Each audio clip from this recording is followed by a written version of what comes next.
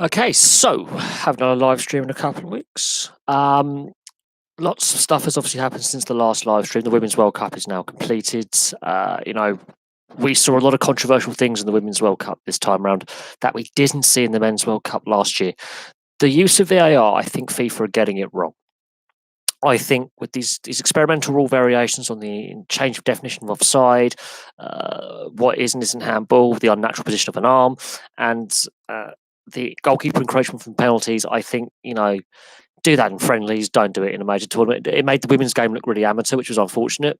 And there's a reason why they chose the women's game for these rule variations rather than the men's game, because it wouldn't be tolerated in the men's game because of the amount of money involved with the men's game.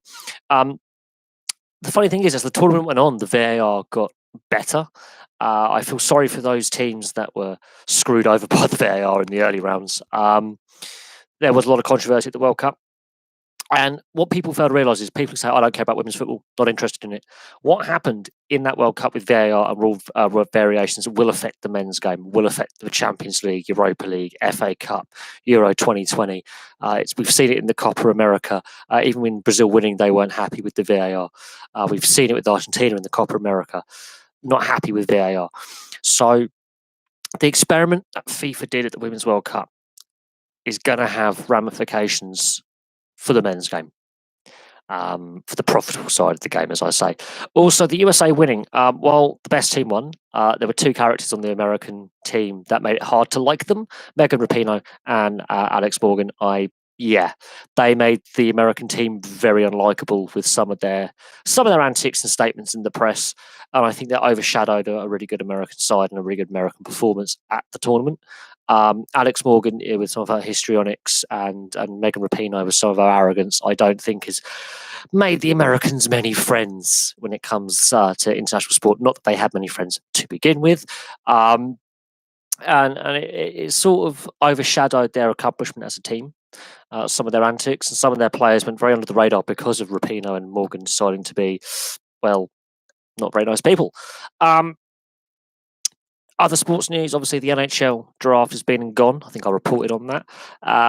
Free agency has now begun. And a lot of free agents are going all over the league. There's been some trades. There's entry level contracts being signed. So it's going to be a fun off season with the NHL because the salary cap is lower than expected, and therefore some teams are in more of a cap hell than they would have been and they anticipated.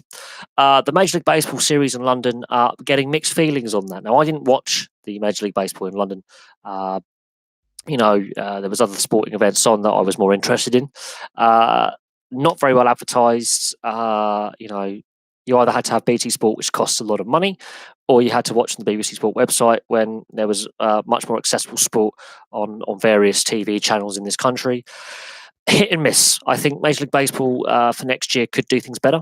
They could advertise it better. They could choose someone else instead of Jimmy Carr to promote their product. But I think Major League Baseball have waited too long where the NFL, the NHL, the NBA have seen Europe. And I'm going to say Europe as a general because the NHL has been not only to the UK but to Europe. Europe-wide, the NBA and the NFL have fans across Europe as well. The Major League Baseball has come to the party too late, I think, and they're playing catch up. And while they're one of the most profitable leagues in the world, their profits aren't what they were 20 years ago. The steroid scandal, amongst other things, has had a massive impact on how that sport is perceived over here in Europe. Massive impact on it. And I think waiting as long as they did, and the ticket pricing as well was really criticised. It was double the price of going to Yankee Stadium or Fenway Park to watch a game. That I don't think has endeared Major League Baseball to many fans over here. The fact that 30%, of the fan base were not British as well. Bit interesting. Okay, the Division 1, Division 2 start on the 7th, 27th of September for the new National League and the British Ice Hockey. Do you think this is good or bad? I to be honest, I think a September start is traditionally a European start date for ice hockey in Europe. I know the NHL starts in October, but I don't think that's a bad thing. I really don't think that's a bad thing at all. I think traditionally in Europe we start a month earlier than the US and Canada, so I don't think that's a bad thing at all.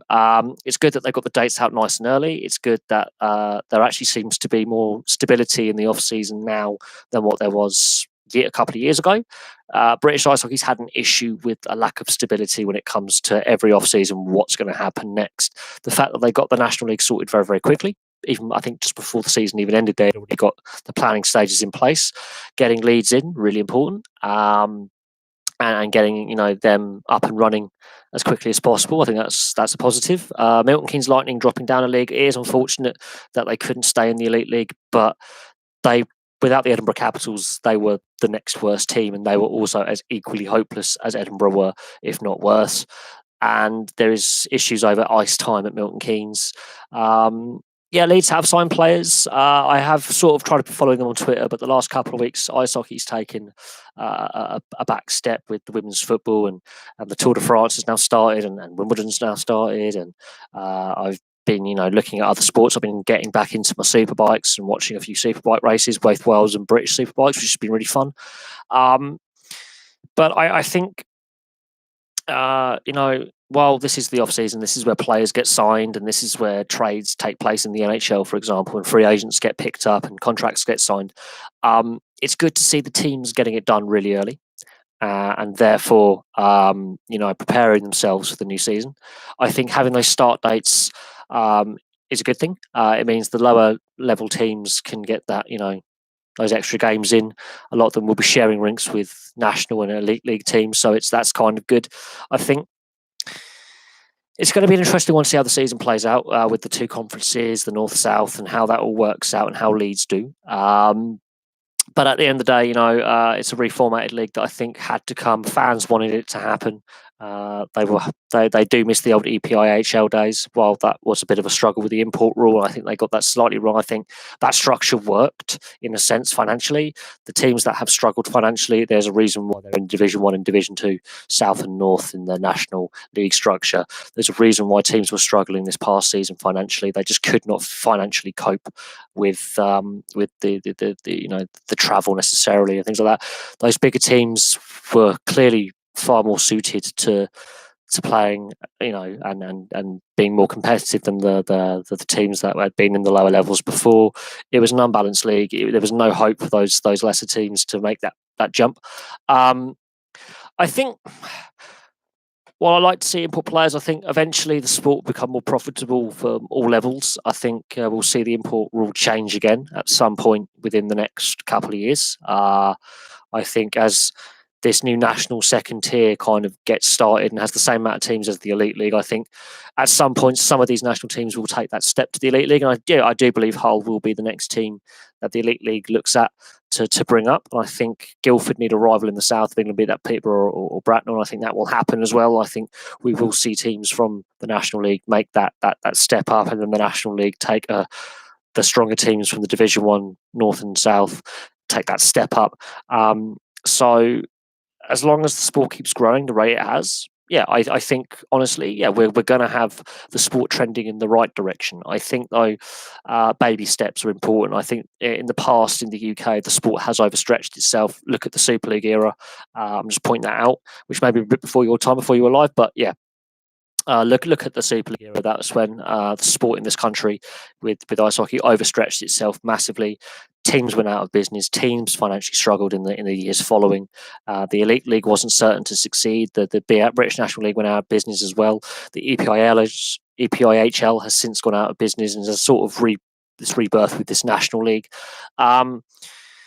So we have to be careful because the money isn't there for every team in this country. And while the sport is seeing lots of growth and lots of positive growth, and we're seeing more kids playing the game, more people watching, and a good TV deal with the Premier Free Sports Network with the Elite League, I think there is room for improvement, but also baby steps are important.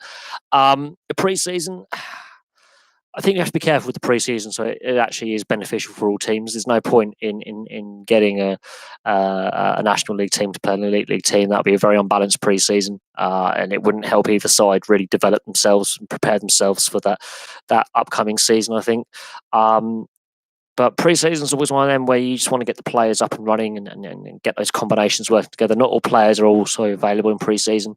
For a fan sport view, possibly, but at the same time, not all players will be ready available. Pre-season's not every player turns up pre-season, and that is a fact. Not every player actually turns up to training camp pre-season straight away. A lot of the time is spent with the younger players or the new players of the squad at development camp. And then the senior, the returning players, those senior players, will come in a couple of weeks before the season and get themselves up to speed. We've seen it with lots of teams where they don't play their full strength rosters in the pre-season. And I understand from a fan's point of view that obviously you want to see, exhibition matches and stuff like that. But at the same time, you want to get your players ready for the season, avoid unnecessary injuries, and make sure that you're working your line combinations and your defensive pairings and your tactics, so the players get used to each other and actually get used to playing against the similar kind of level of talent, so to speak, on that the opposition will bring. You want it to be sort of a semi-competitive feel to the pre-season, rather than just get blown out 10-0 by a team a level above or 2 levels above. That makes no logical sense. Plus, you've got to think of the financial implications as well. Not as many fans turn up pre-season as regular seasons, so they're going to have to want to make some money out of it.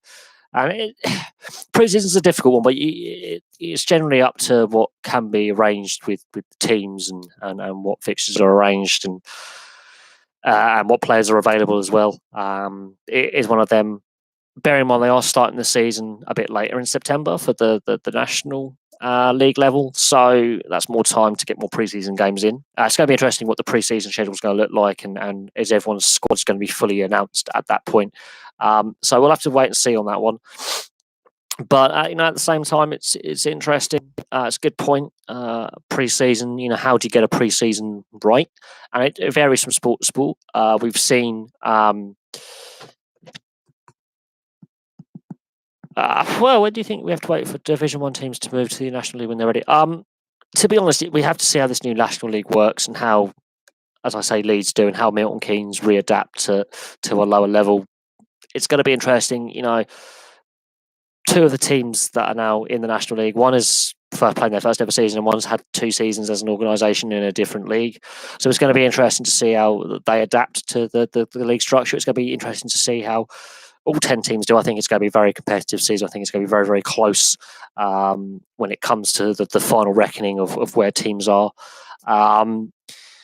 But I think, again, baby steps. We've seen the sport in this country overextend itself in the past, and it's caused financial problems. And what we need to do is make the sport basically self-sufficient and more financially viable long term for any team to then want to look at a level above. We saw it with Invicta and Milton Keynes Thunder that they weren't up to the task of technically basically playing in the second tier. That they financially could not cope, and we're not sure about Basingstoke's long-term future either. And that's something to remember, is that one of the teams has uncertain, an uncertain future when it comes to where they're going to play games. The import rule at the moment, I think they've got it roughly about right. I do miss the 4 to 5 import rule, depending on how you look at it. But again, financial viability. And you've got to look at the money side of things. Can the teams be financially viable? Can the teams, make it through a season? We don't want another Manchester Phoenix. We don't want another crowdfunding for teams to survive, even though they signed up to budgets and signed up to a league structure. This is where the sport has to be careful in this country. While the sport is growing, not just in this country, but globally, there has to be sensible growth. We've seen in so many sports leagues and so many sports in general that they've overextended themselves and then financially struggled in years following. Canadian Football League. So when I say the Canadian Football League, it's similar to the NFL. It's just CFL. It's a variance on American football. They were a very successful league. And they decided to expand into the US, and it nearly destroyed the league. And now the league only has 7 professional teams. So I use the CFL as an example because they were very, very successful. They made a lot of money, and they looked south of the border into the US and thought, let's have a look down into the US market, and it didn't work. And it financially crippled the league long term, and it's slowly building its way back up, but it's lost so much traction when it comes to the North American sports market that it's most people outside Canada have no idea what the CFL is. The import rule, as I say, it was partly financial and partly to make it a level playing field a little bit because some teams could afford better overseas players than others. Um, at the end of the day, rules are rules, and teams have been caught out the last couple of seasons. Swindon and Bracknell, for example, have been caught out with rule violations that have affected the team. But at the end of the day, they're there to make it a level playing field and make it a fair competitive league for all. I remember when Hull first had the Hull Pirates. So we're not talking about the Stingrays, we're talking about the Pirates, and they were hopeless for 2 years. Absolutely hopeless. And this was in the 4 to 5 import rule era. They just weren't very good. It took them a long time. Well, it took them a while to be decent. They had to drop down to 2 imports, the 2 import rule, before they actually got to become a decent side. And a weaker league. So it's going to be interesting to see how Hull actually do in a tougher league again. That's going to be interesting. But Manchester Phoenix is the prime example of why that rule was brought in. They overextended themselves financially, had rink issues, and then they just went out of business. And that's something I think the authorities, the governing body want to avoid, is another Manchester Phoenix, another Invicta Dynamos, another Milton Keynes Thunder, where they're begging, in their hand, going, please financially help us. I think, again, that's designed to reduce travel costs, because that's another thing that's been cited as an issue, not just for teams, but for fans as well. That's another issue that has been raised in the past. And while it would be nice to play an even balanced schedule, they've got to be realistic. They are starting the season later than they have done in the last, I think, 4 years. I think it's the latest start we've had in a long time. So they've got to balance that out as well. And they've got to, make sure that the new team in Leeds are, viable and competitive. And they've got to make sure Milton Keynes are also viable and competitive, because we know there are a few financial issues with Milton Keynes, and there is some ice time issues with Milton Keynes. So they've got to try and balance that up. The Basingstoke issue is not going away. So while the league is new in a sense that it's reorganised, 3 of the teams, one's brand new, one's dropped down a level for financial reasons, and one has got uncertain future when it comes to where they're going to be able to play games. So, and this is just in a British sense, but ice hockey is an expensive sport to get into as a player. As a fan, it's not so bad in this country, but to play the game, you've got to have a bit of money, or you've got to spend a bit of money. Equipment is not cheap, especially for goalkeepers. Goaltenders, their equipment costs hundreds, if not thousands of pounds. So that's interesting. They say, I'm going to have to double check that. I would think that the later date would be season. So I would think if the lower levels are starting earlier, I would say that would be the start date for the season. Pre-season would be earlier. And again, they've got to factor in that the change in structures are affecting everything. And well, I don't think not everyone's going to be happy with everything. I think again, baby steps. You need to have a strong base before you expand rapidly, and I think having Leeds as a new team is a good start. And reorganising the league so it actually worked out that the teams that were competitive, more competitive than the others, and more financially stable than the others. It made sense. Fans were calling it from the first season after the EPIHL. You could see the golfing class between the former Premier League sides and the National League sides. You could see the golfing class. It was too big. It didn't narrow as much as some would have hoped in the second season, although a couple of teams sort of bridged that gap. Other teams just were really stuffed when it came to compete level. So it's an interesting one. Do I think the Storm would have reformed if Manchester Phoenix had not gone out of business? Well, I think the Manchester Storm had reformed before the Phoenix went out of business, because they were in the Elite League before the Phoenix collapsed. So I think Manchester's always had, for some reason, financial problems as just with ice hockey in general. While they've had some great teams that have been championship winning teams and the level that they play at, financially it's always been a bit squeaky bum time. Rink issues have been an issue for 20 years. They overextended themselves back in the day with the Manchester Ice Rink Arena kind of thing. That was an ownership decision to move into a bigger rink than they had a fan base for. The Manchester Storm had reformed before the Manchester Phoenix went out of business. They already had an Elite League team, but Manchester Phoenix, that was just a really badly run off behind the scenes kind of organisation. You get them. And it's not the players' fault. It's behind the scenes what was happening with all that. They still have a Twitter page though. There is still a Twitter page on Twitter that hasn't been taken down and deactivated. So some people believe they should have a Manchester team again, but it failed for a reason. Twice. It's gone wrong twice in Manchester. If it goes wrong a third time, I don't think there's a way back for them. So it's going to be interesting to see how the Storm, this current iteration of the Storm, do. But it's failed twice in Manchester. That's got to be a warning that it cannot happen a third time. If it happens a third time, then it's all a bit up in the air, really, and not good for the health of the sport.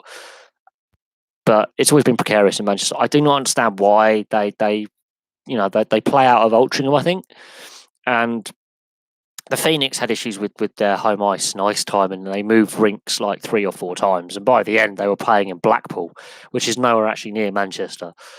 So it just got silly, really, with the issues that they had.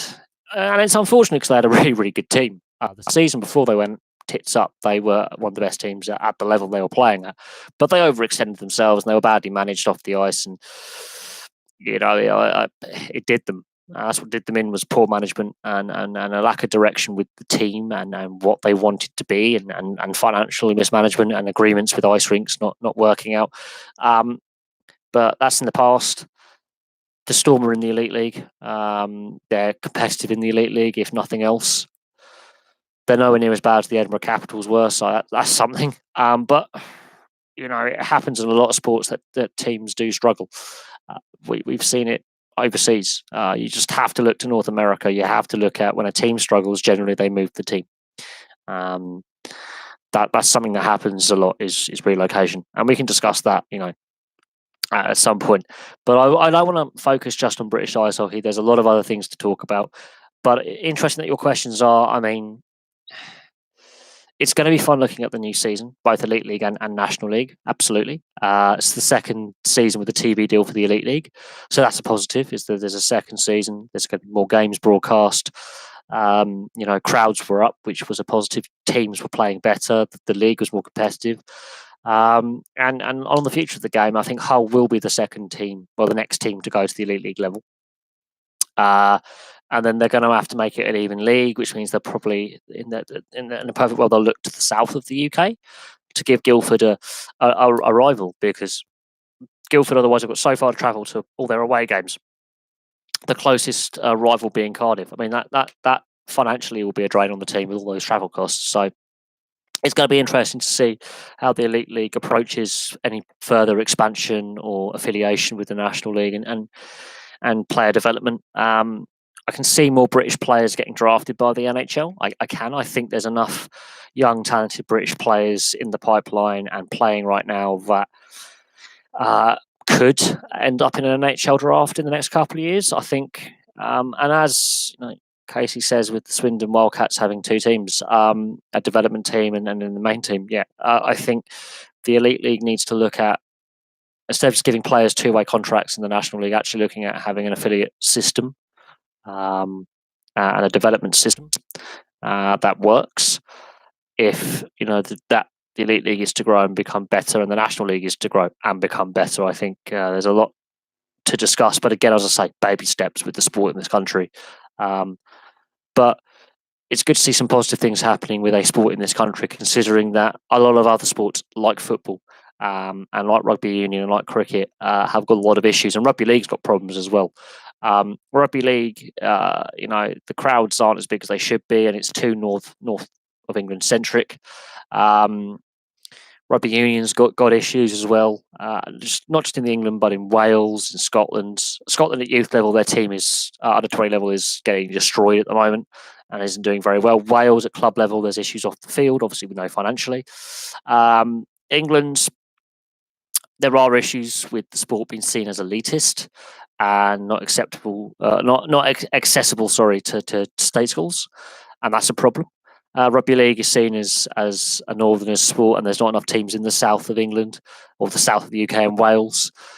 So there are some barriers that need to be broken down. Football's got the issue with the ticket prices out of control, and the TV deal sucks, and there's too many games on pay-per-view TV. They've saturated the TV market. Ticket prices are too high. Player wages are out of control. Transfers are stupid as well. Too much money in the transfer market. Agents' fees and agents are not as regulated as they should be.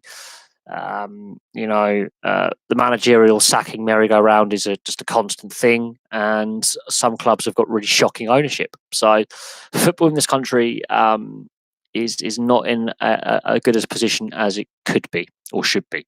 I think they've definitely chased the money, and the fans, I think, have started to basically have enough of being dicked around.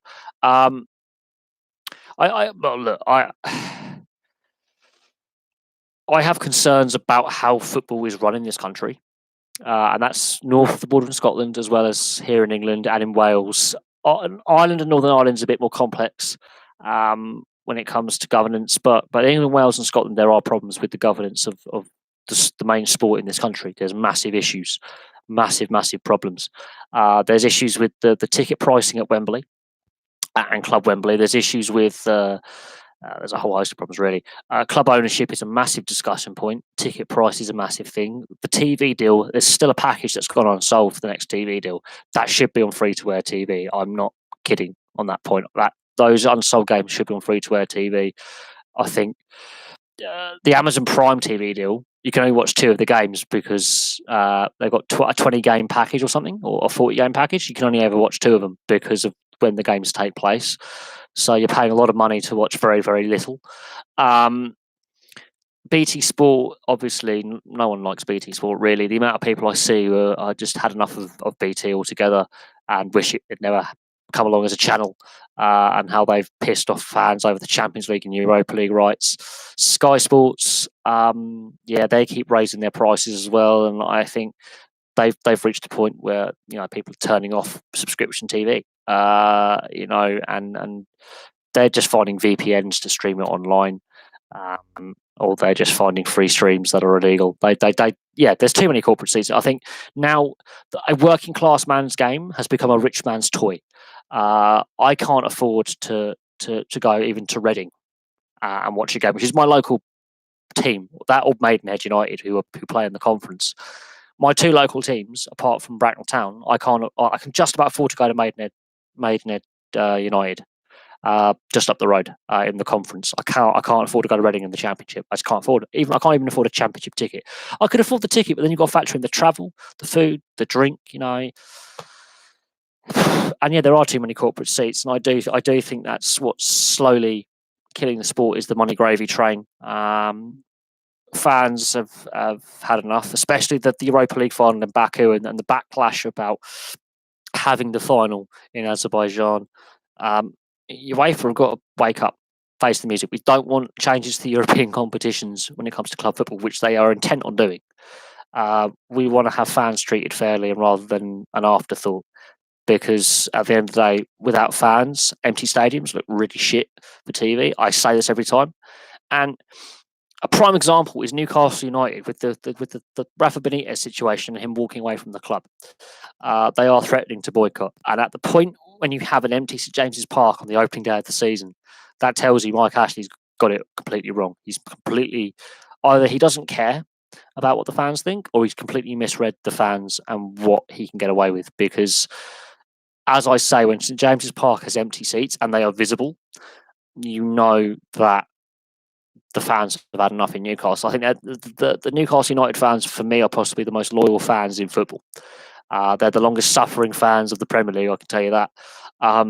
Newcastle United fans are overly loyal. I think they've got to come to a point where they've got to stay away from that club and stop giving money to Mike Ashley. And I do honestly believe people should stop buying Mike Ashley products, so Sports Direct. I believe House of Fraser and Debenhams, he has a say in now as well. He wants to buy Game.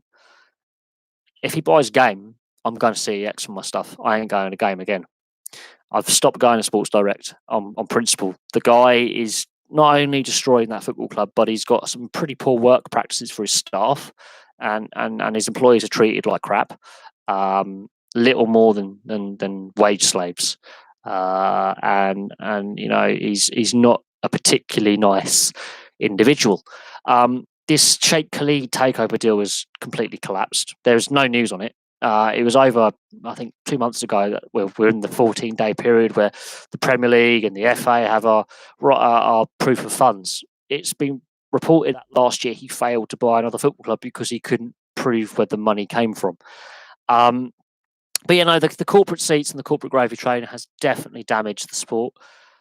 I fear that we've gone too far now, and that there is no return from where the sport has gone. I do think that is an issue. I think, we have reached a point where we can't backtrack on how much money's in the sport and where the sport's gone. I mean, Christ, they gave the World Cup to Qatar. That is where the money gravy train has taken world football. And they know that now they should have given it, but they're not withdrawing that World Cup from Qatar. They're keeping it in Qatar. They're going to screw up the European season to keep it there. They're going to bring in this new European competition in 2021, this Europa League 2, which no one wants, apart from UEFA. There are allegations from players that officials are in back pockets to fix games for certain nations when it comes to international tournaments. And I can see some credence to that. The VAR system, why has it taken so long to get tech into football in the last 5 years? And why has it been so badly used? Apart from goal line tech, which is a no-brainer, the VAR system is not working as it should. At times it works brilliantly, but it's changed the definition and interpretation of rules, which 5-10 years ago, England would have made it to a World Cup final. That's all I'm going to say on that one. England would have made it to a World Cup final, or at least taken the US and pushed the US all the way, possibly extra time and penalties, and they possibly would have won the game against Sweden. So, and while I'm not saying they deserve to win those games, absolutely not, they didn't play good enough. But that's the implications of what VAR has changed about rule definitions and rule interpretations, and they've definitely got these new rule variations like the goalkeeper encroachment. They're only enforcing that in normal time or extra time, not a penalty shootout. Then what's the point of having the rule if it's only going to be enforced in normal play? And the Premier League coming out and saying we're not going to enforce that rule next season. We're going to tell FIFA to stuff it, we're not enforcing it. That says that governing bodies, the various governing bodies, don't agree with each other, which in itself cannot be good for the future direction of the sport when a domestic league is telling its boss basically, go do one. Not interested in what you've got to bring out. We're not happy with this rule. VAR is it's a debating point about who should pay for it. Should the clubs pay for it? Should the football associations or the leagues that the clubs play in pay for it? That's another talking point because the FA Cup is where they've been experimenting most with VAR. They didn't use VAR at the Africa Cup of Nations until the quarter-final stage. That's a bit bizarre. So the group stages, loads of fuck-ups could happen. I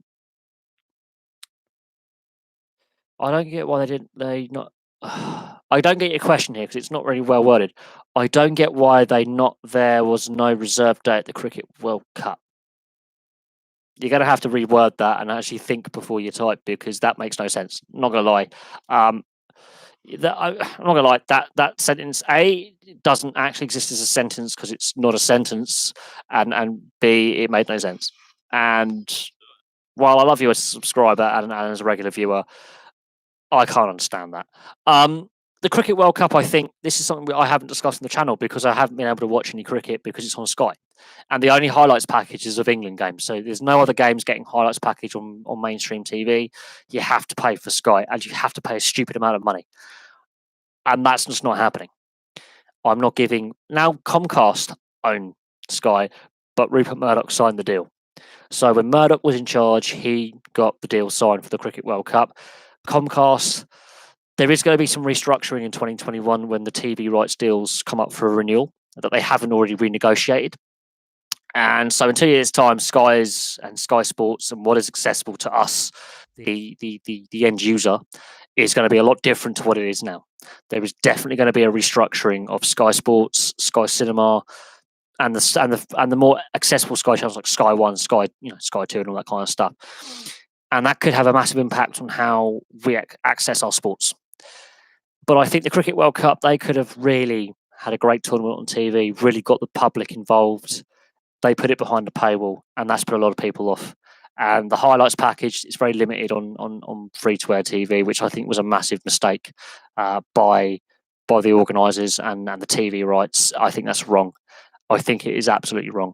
And the ECB, the ICC, I think they've also been lured by the corporate gravy train. And the amount of allegations of match fixing cricket have gone through the roof since they put the sport in this country behind a paywall, and other countries as well. It's not just the UK where cricket has match fixing allegations; it's across the world. As the IPL and other T20 competitions have become more mainstream, the amount of money in the game has gone up. The amount of corruption allegations in the game have gone up. The amount of players getting charged and banned because of match fixing or spot fixing has gone up. There's a correlation here. I think this can be a little bit more than coincidence, and I think cricket needs to look at itself long and hard in the mirror and go: is it really doing enough, or is it paying lip service? I think it's paying lip service. But yeah, football, the allegations of corruption have gone through the roof since the Champions League era, and I'll say that the 90s onwards has been a thing. We've seen match fixing scandals in a variety of leagues across Europe, across South America. So since that kind of Champions League format in South America and Europe has been brought in, so since 1990, you have to look at the amount of match fixing allegations and scandals and actual proven match fixing that has taken place, as the amount of money in the game has gone up, and the greed. So has hand in hand the corruption, and as what we know about FIFA, UEFA, and CONCACAF and all the other governing bodies. Yeah, it's endemic, and it's not going away. Hence why Qatar got a World Cup. But could cricket have done more to advertise the World Cup? Yep. Could they have made the World Cup more accessible? Absolutely. Have they? No. Are they chasing the money? Absolutely. Now, while crowds have been decent, from what I gather, they could have been much more interest with the Cricket World Cup than there currently is. And it's not free to air. And I think that is something that they could regret 5-10 years down the line. If England win as well, they could massively regret that. Massively. 14 years ago, the ECB made a stupid decision and harmed the game irreparably, in my view, because now it is seen as a rich man's sport again. When it was finally reaching the working classes again and breaking down that barrier with that Ashes series in 2005 and the build up to it. The years preceding it as well, cricket in this country was getting more and more popular. More non-public school boys and more state school kids were playing the game. They decided to put a paywall in the way with Sky Sports, and the game has gone backwards. And now they're coming up with this 100 ball format that no one wants, apart from the ECB.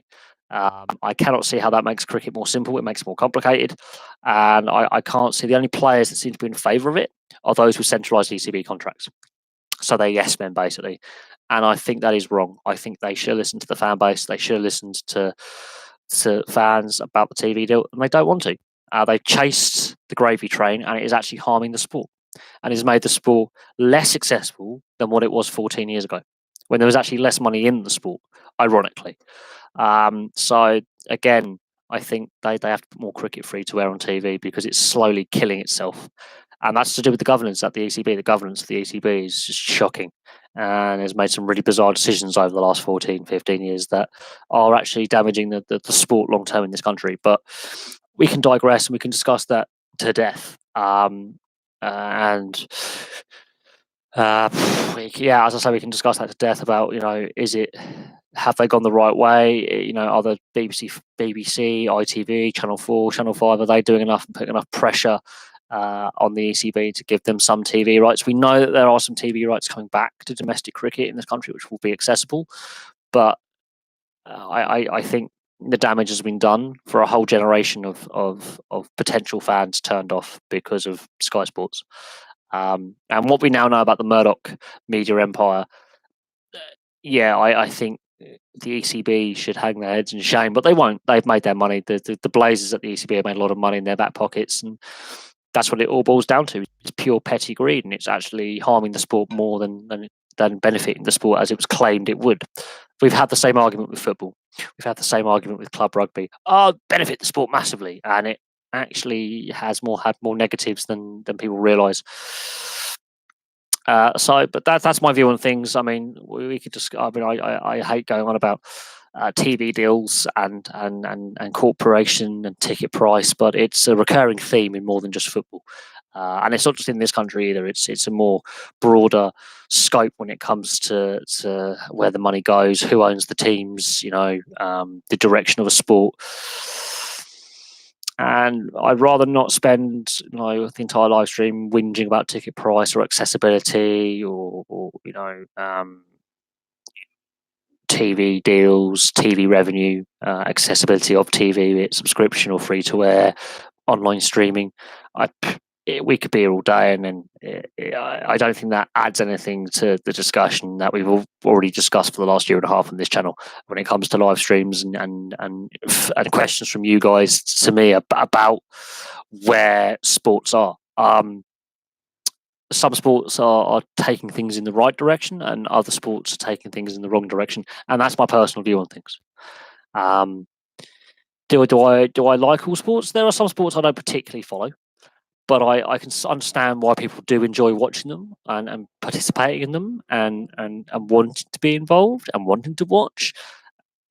But some of those sports don't appeal to me. Other sports I've fallen out of love with because of the way the sports are governed, the accessibility, how much you have to pay, the wages, the salaries that the athletes are paid, or the players or the drivers or whatever the sport is.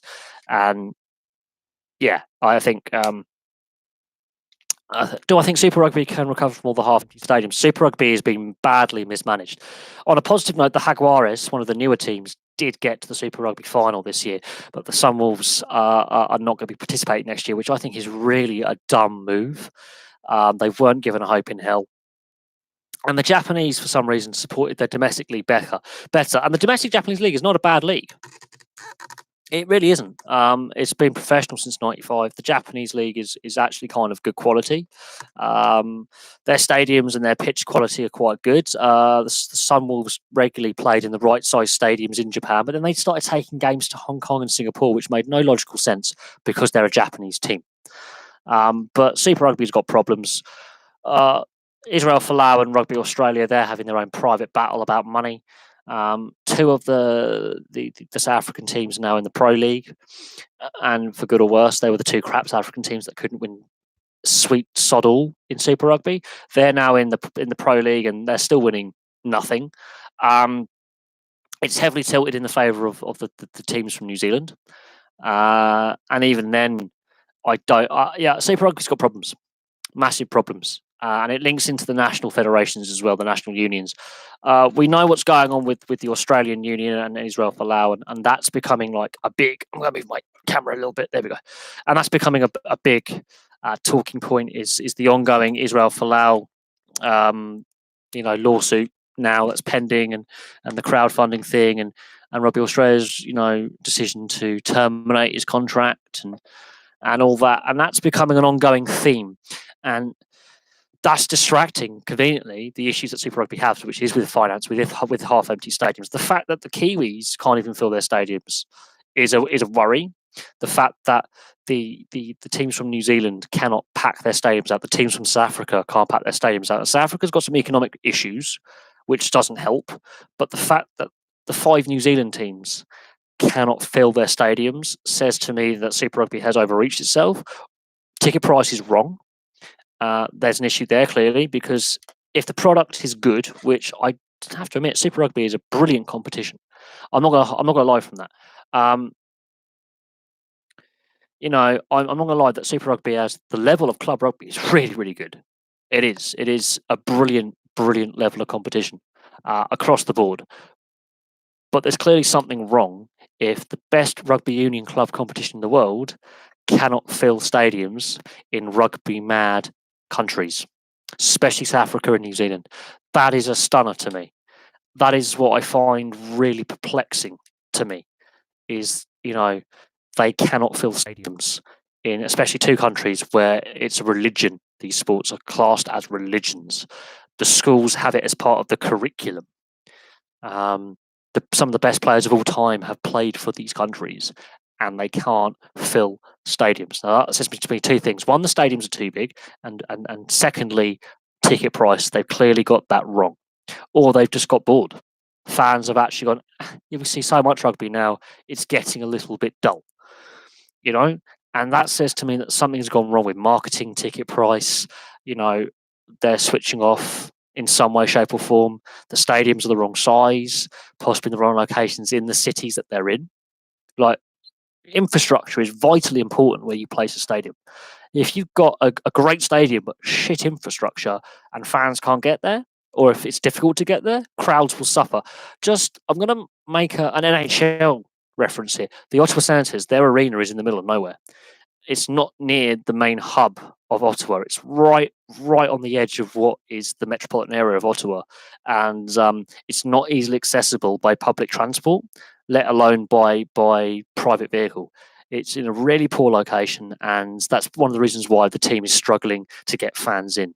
And there are other issues with the Senators in the NHL, but they had the biggest drop in attendance over the last 3 seasons, and it's partly to do with the location of the arena. So I don't know how Super Rugby can go forward, but the fact that they're losing yet another team from the competition in the space of 2 years is not a good sign. The fact that they expanded to 18 and they're now retracting to, I think, 14 teams from next year or something like that, that is not good. They've lost the Western Force, they've lost the Cheetahs, they've lost the Southern Kings, they're losing the Sunwolves, they've mismanaged the Sunwolves. Melbourne Rebels are in more financial difficulty. They could fold, and that would really harm Australian rugby union more than Israel Folau, I think. They have problems. Massive issues. You're England because the Cricket World Cup. Okay, thank you. That's good. Pity I haven't watched any of it because it's on pay-per-view only TV, which I refuse. Firstly, to pay for, and secondly, I can't really afford. And where I'm living now with my extended family, they don't want to have a Skybox. They don't like Murdoch. So, the Cricket World Cup, while it's been a great tournament from everything I read, the highlights package is limited, and fans who don't want to pay for it on TV, there's issues about getting enough tickets and again, infrastructure. I think the ECB and the ICC have made a bit of a blunder with certain aspects of the Cricket World Cup. It hasn't been well advertised in the build-up to the tournament, and other sporting events are overshadowing the Cricket World Cup because they're more accessible and they're easier to watch. And it is what it is. I mean, the organisers could have done a better job. That's my personal opinion. While the matches have been really, really good, obviously we had the bad weather at the beginning of the tournament, so we've had the most games ever rained out and lost because of the weather. The actual overall tournament, there's been some really good stories in there. There's been some really good play in there. Some shocks in there, like South Africa really struggling. Pakistan not making the later stages. There's been some stories in there. The West Indies falling flat. I thought they would be a danger, And I think there's a lot of pressure on the England team. But I think England cricket's in a very precarious position, and it's partly to do with the current TV deals for Test matches and county cricket, and it's also to do with the accessibility of the sport or the perceived elitism of the sport and the governance of the game in this country.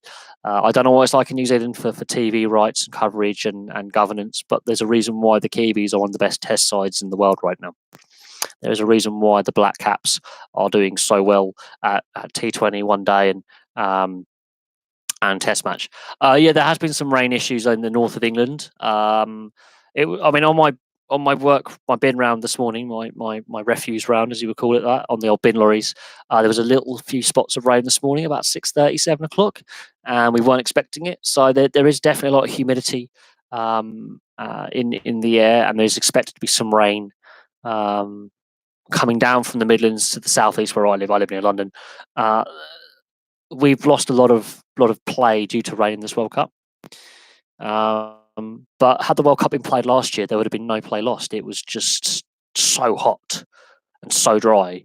I think that would be brilliant cricketing conditions. Not necessarily so good for the players out there and the fans in the stands, but it would have been brilliant to watch uninterrupted World Cup with no rain delays or light delays. But yeah, there is some rain about in the south and the Midlands, so it's unfortunate. It does happen with a sport that is reliant on good weather.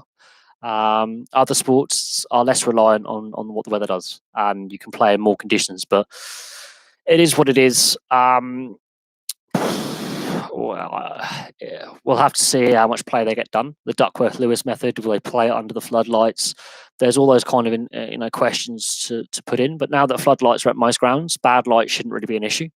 But for some reason, bad light regularly stops play. Yet with some of the test level grounds, floodlights are installed, and I don't know how that still becomes an issue, especially with the shorter formats of the game in T20 and one day. It should not be.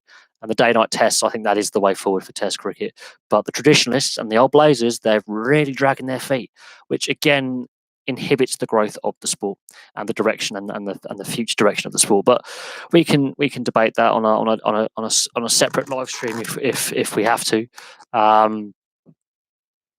we'll have to see what happens with New Zealand and India and England and Australia. We'll have to see what happens and the outcomes of those games and who wins what and who's in the final and where we go and who wins the tournament. I think it'd be great to see a New Zealand Australia final. That would be quite an interesting clash, and I think New Zealand would probably be favourites for that.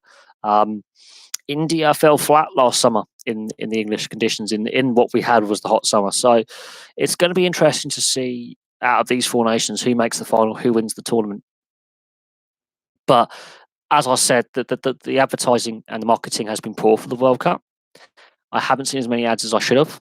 For a host nation and home World Cup, there wasn't much marketing that I saw. And we can debate the pros and cons of the TV deal over here in the UK and the accessibility of stuff and why am I dropping things on the floor. Fuck it, it can stay on the floor. Yeah, we can discuss what TV deals are in place around the world and accessibility. Weather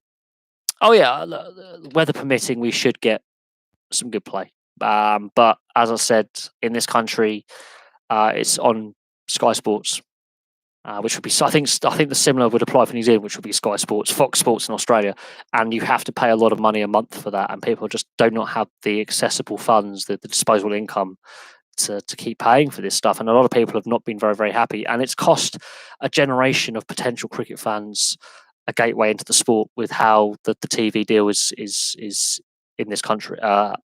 Agreed in this country, and yeah, the marketing wasn't great.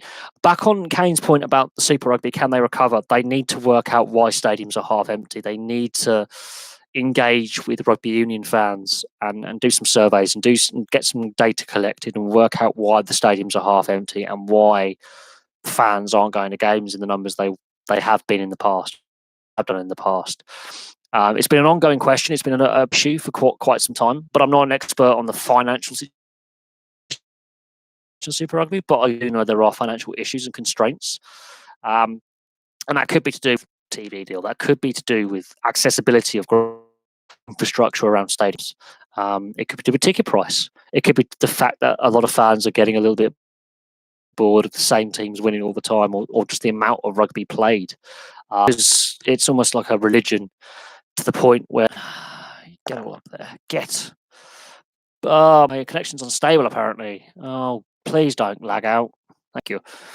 But no, I think fans will go to games if the product is good. And I do think Super Rugby is good, so fans are going. But I think at the same time there are issues with, as I say, accessibility and infrastructure clearly, and maybe ticket price. I mean,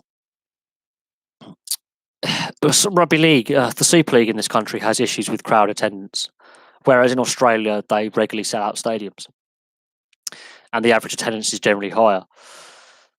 And I think the average attendance, or the highest attendance in the Super League last year, was about 18,500 or something like that for a regular season game. Whereas you're looking at the new Bankwest Stadium, Parramatta's new stadium. When Parramatta play there, they've sold out every time. When the West Tigers play there, it's half filled. But even then, it's still a brilliant facility which is regularly getting a lot of seats sold. You look at Penrith; they're not doing very well right now. They regularly sell out. Pepper Stadium in Penrith. Shark Park, Cronulla, they regularly sell that out. That team are very indifferent at the moment. You've got Manly Sea Eagles playing at Brookvale regularly. Regularly, a sellout. Oh, great! So the weather has obviously affected Australia, New Zealand, and India. Yeah, there is some bad weather further north in England, and that is a problem. It's trying to rain here now. The humidity is through the roof. It's suddenly got very, very humid. While it's not as hot as it was last year or it was earlier this summer when we had a brief heat wave, the humidity is about 60 to 70% where I live near London. The Midlands is bad. The weather is bad. We're expecting some of that storm to come here overnight. So when I do my bin run in the morning, I'm going to get soaked. Collecting people's crap. At the end of the day, though, it's the British summer. I think the issue is if they were to try and rearrange the game for this evening, again, it's where they're playing the game. It's the surrounding infrastructure of the area. But the weather is meant to be better in the north and the Midlands tomorrow, so yeah, they can always rearrange it. And I hope the fans do get a refund or allowed in for a reduced fee tomorrow because that's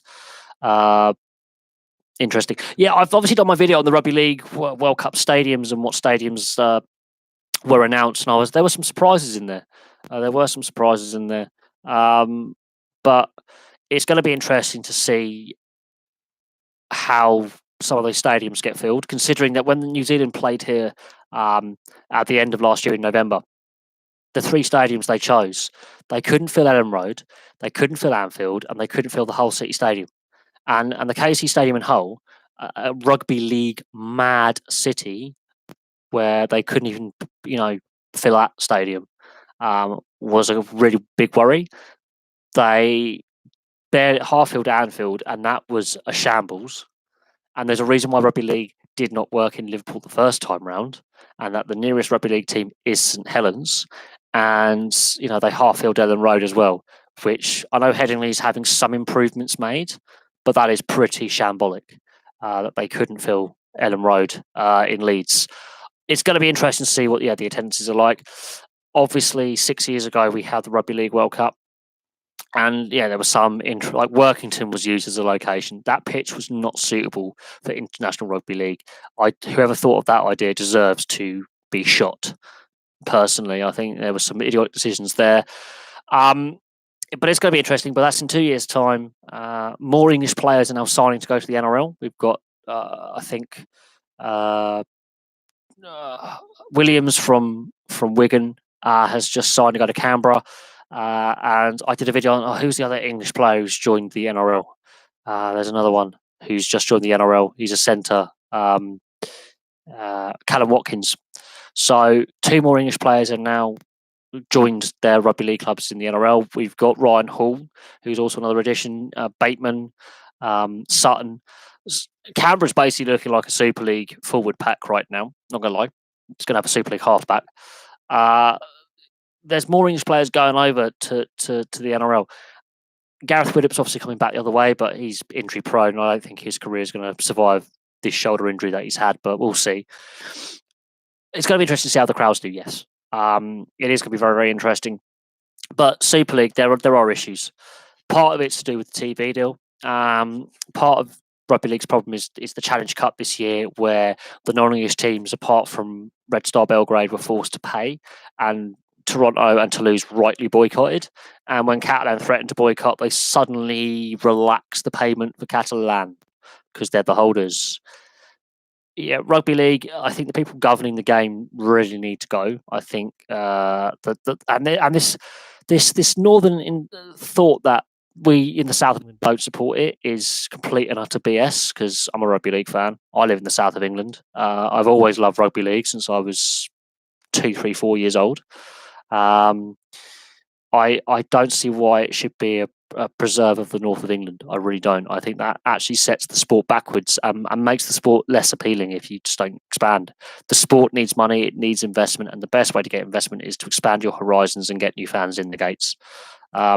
If they can set out trail finders in Ealing for the London Broncos, that says to me that there are fans in the south of England. The fact that the London Scholars are doing quite well in their particular league as well is a good sign. But the fact that there's only 2 teams, I think, south of the Midlands is sums up the situation that rugby league has at a professional level in this country. There is issues with the governance of the sport and the direction of the sport. This is why rugby union has more registered clubs and more registered players and more registered schools playing the game, be it private, fee-paying schools and state education. There's a reason why rugby union is winning the battle between union and league.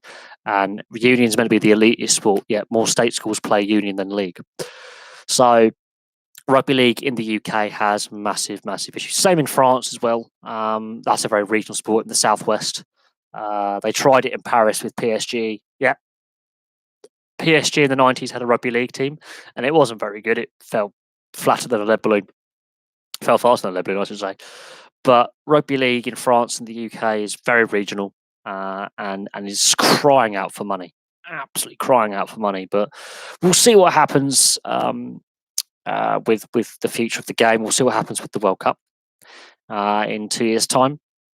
I am looking forward to the tournament, but it's going to be interesting to see the direction that rugby league takes after that tournament, and the TV coverage and the TV deal, and what happens, how full the stadiums are, because we saw with the Test series against New Zealand, half-filled stadiums that, especially in 2 locations, I was really surprised about, and they've gone with Anfield as one of the locations as a rugby league stadium for the World Cup. And if that is half-filled for the Rugby League World Cup, that is not a good look.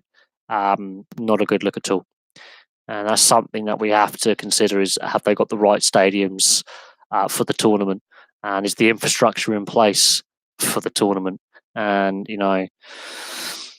so I'll have to see what happens. There's a lot of issues with transport infrastructure in the north of England that doesn't get reported enough. Issues with rail transport, especially.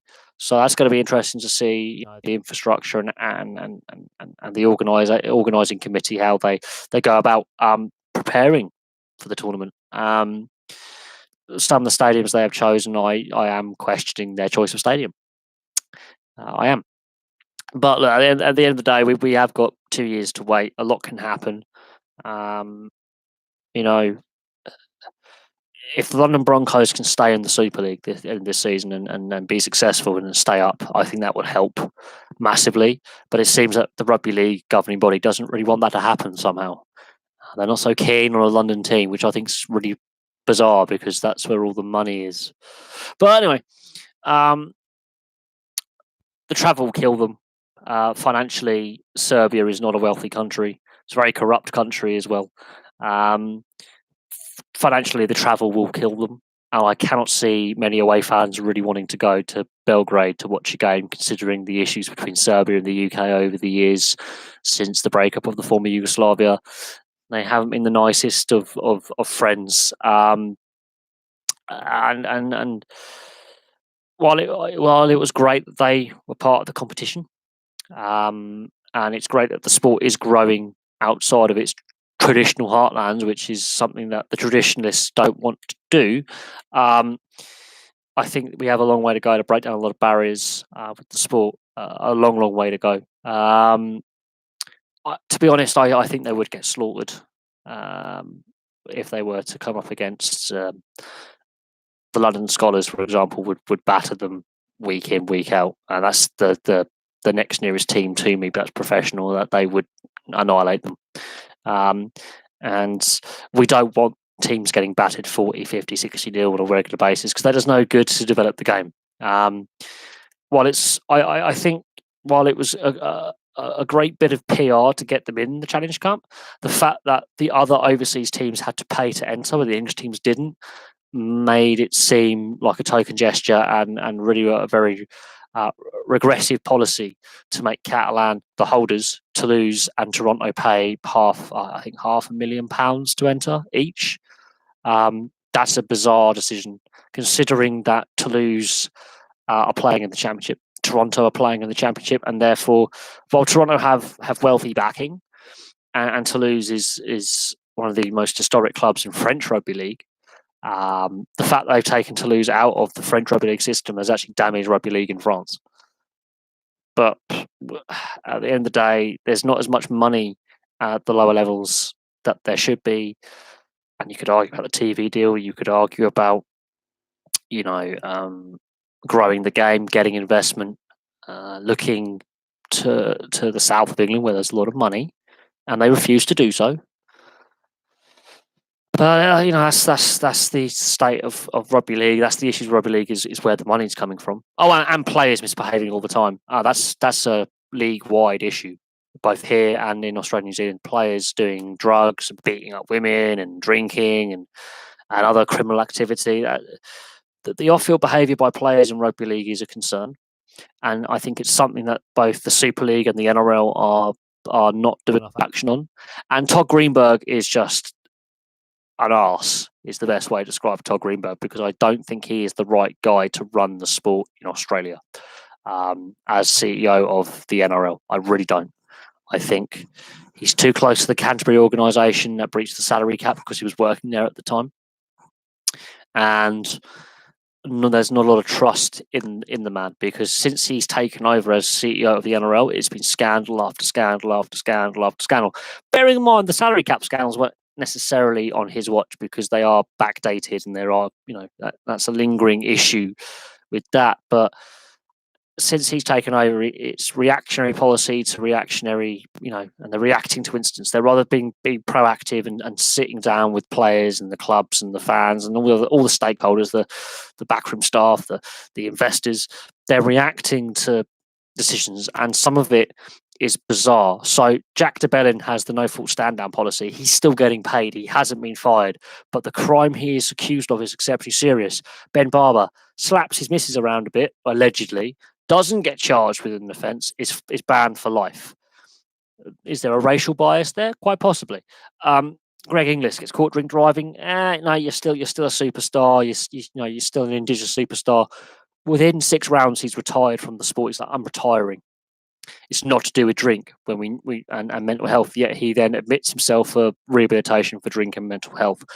So yeah, there are massive issues with rugby league off the field. Zach Hardacre, I mean, he's had a lot of chances. I don't know how many more chances he can take. The Tompkins brothers being drunken arseholes last summer, that was a massive thing. People still watch those videos as well that I put up on my channel about discussing, what they did. Sam and Joel Tompkins are reprehensible individuals. They play the game, but I don't particularly like them. Never have, never will. There's a lot of players who currently playing in the NRL, who've done some really stupid stuff off the field. Mitchell Pearce, he's had issues with drink, and I think he's overcome those issues. But as a younger player, he was difficult, to say the least. Sandor Earl is now back in the NRL after serving his lengthy ban for the peptide scandal, which I felt he was thrown under the bus. I really felt he was thrown under the bus by the NRL. When the peptide scandal broke and he got a 5-year ban, I felt very sorry for him. But it's good to see that Sandor Earl is back with the Melbourne Storm. But he was failed by the NRL. But the amount of scandal with salary caps and the NRL is the National Rugby League of Australia. So rugby league and rugby union are 2 codes of rugby. Rugby union is the 15-a-side, so your Major League Rugby, and the Super League and the NRL is the rugby league equivalent of that. So it's the top professional leagues of rugby league, and it's very confusing because I'm using the word league a lot. It's just rugby league basically. It's the Australian top tier of the sport, and that is the best league for it. Ironically, it's the best quality rugby league there is. Rugby union is different. There's more players on the field. There's a different variation on the rules when it comes to things like the ruck and the maul and the offside and the tackle area. Rugby league is a quicker, more simple game. So if you're new to the sport of rugby, so the 13-a-side code, rugby league is what I suggest for any newcomer to the sport to watch and play. It's easier to pick up. It's a faster flowing game. It's more simple, whereas rugby union is more complex, a bit slower, and you have to think a bit more, and it's a bit more stop-start. That's the best way I can describe it. I think rugby league is the closest you're going to get to the purest, how shall I say, footballing sport. So I think it's the I think it's one of the best some spectator sports there is because of the pace of the game. It's constantly going. There's very few breaks in play. It's very quick paced. And it's a very simple version of rugby union. Basically, that's the best way I can describe the NRL and Super League and rugby league as the sport to someone who's new to what it is. Just type rugby league NRL in on YouTube and type rugby union in on YouTube, and you will see the differences. Also, just look online, just look at articles, look at things like Wikipedia, and it will tell you the differences between rugby union or union and rugby league or league as they call it. The NRL is the National Rugby League, which is Australia's top competition. The Super League is where I live in the UK's top competition. There are other than leagues as well at various levels of the game, and the quality level does drop off. But at the same time,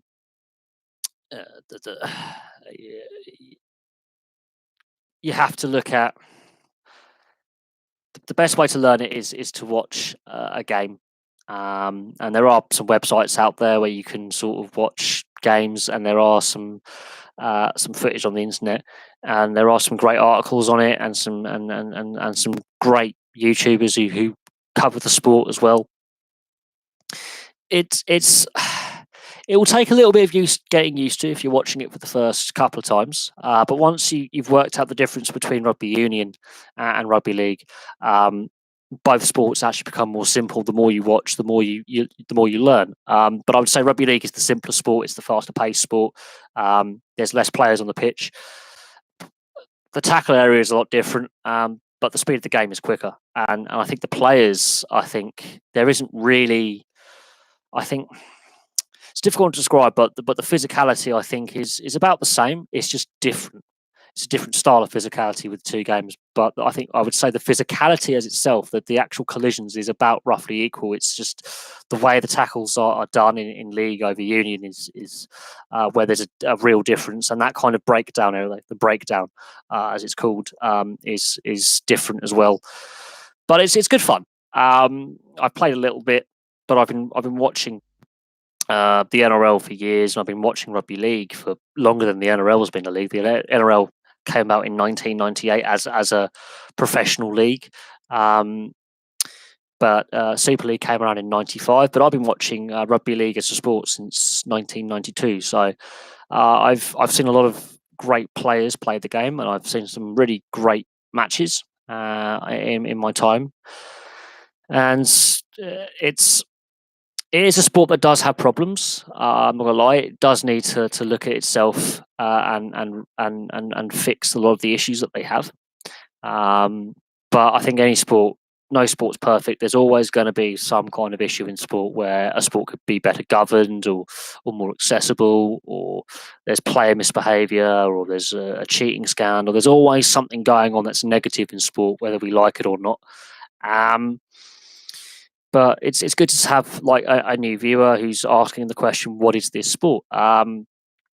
Sometimes I forget that some people are tuning in for the first time and don't know what the NRL is, or what rugby league is, or who've never watched rugby league or rugby union but have heard of it but don't know the difference. But I would say, as I've said before on this channel on live streams, I would suggest that you just type in rugby league, a beginner's guide, for example, on the internet, and then look at rugby league, and then look at rugby union, which is it's equally brutal cousin when it comes to the contact area and the tackle and the brutality that these players go through, and some of their careers are very, very short and sometimes not very sweet.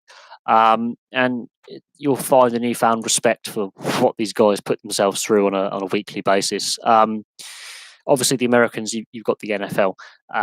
These guys don't wear metal helmets or metal pads. These guys are going for it hammer and tongs. They don't hold back. Same with the AFL. Now, if you don't know what the AFL is, that's Aussie rules football, which is another code of football, so they say. That's just as brutal. Again, no padding. It is literally just body on body smashing into each other. These guys are machines. And as I've played a bit of rugby in my time, it hurts a lot. And I've had a few concussions, and I've had some knee injuries and ankle injuries and groin injuries and dislocations, and it hurts a lot. But it's good fun. It is good fun. But my favourite sport is the NHL. My favourite league is the NHL. My favourite sport is ice hockey.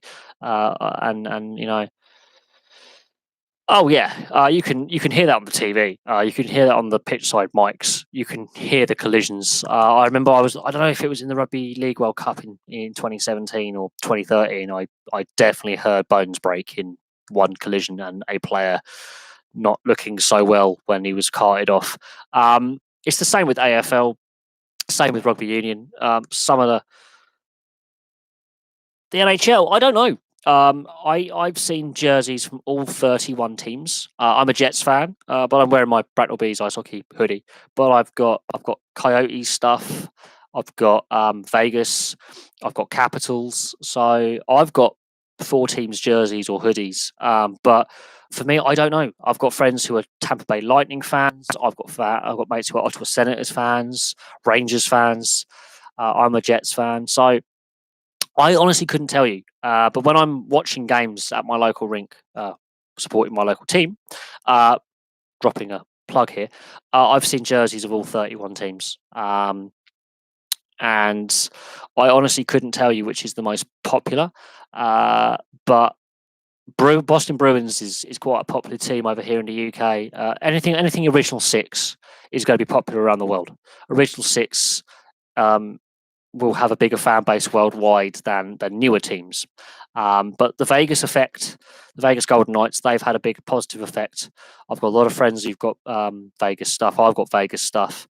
I've got friends who've actually been to Vegas, so they were in the area and they could pick up stuff. I know our announcer here where I live in the UK for the team is a Maple Leafs fan.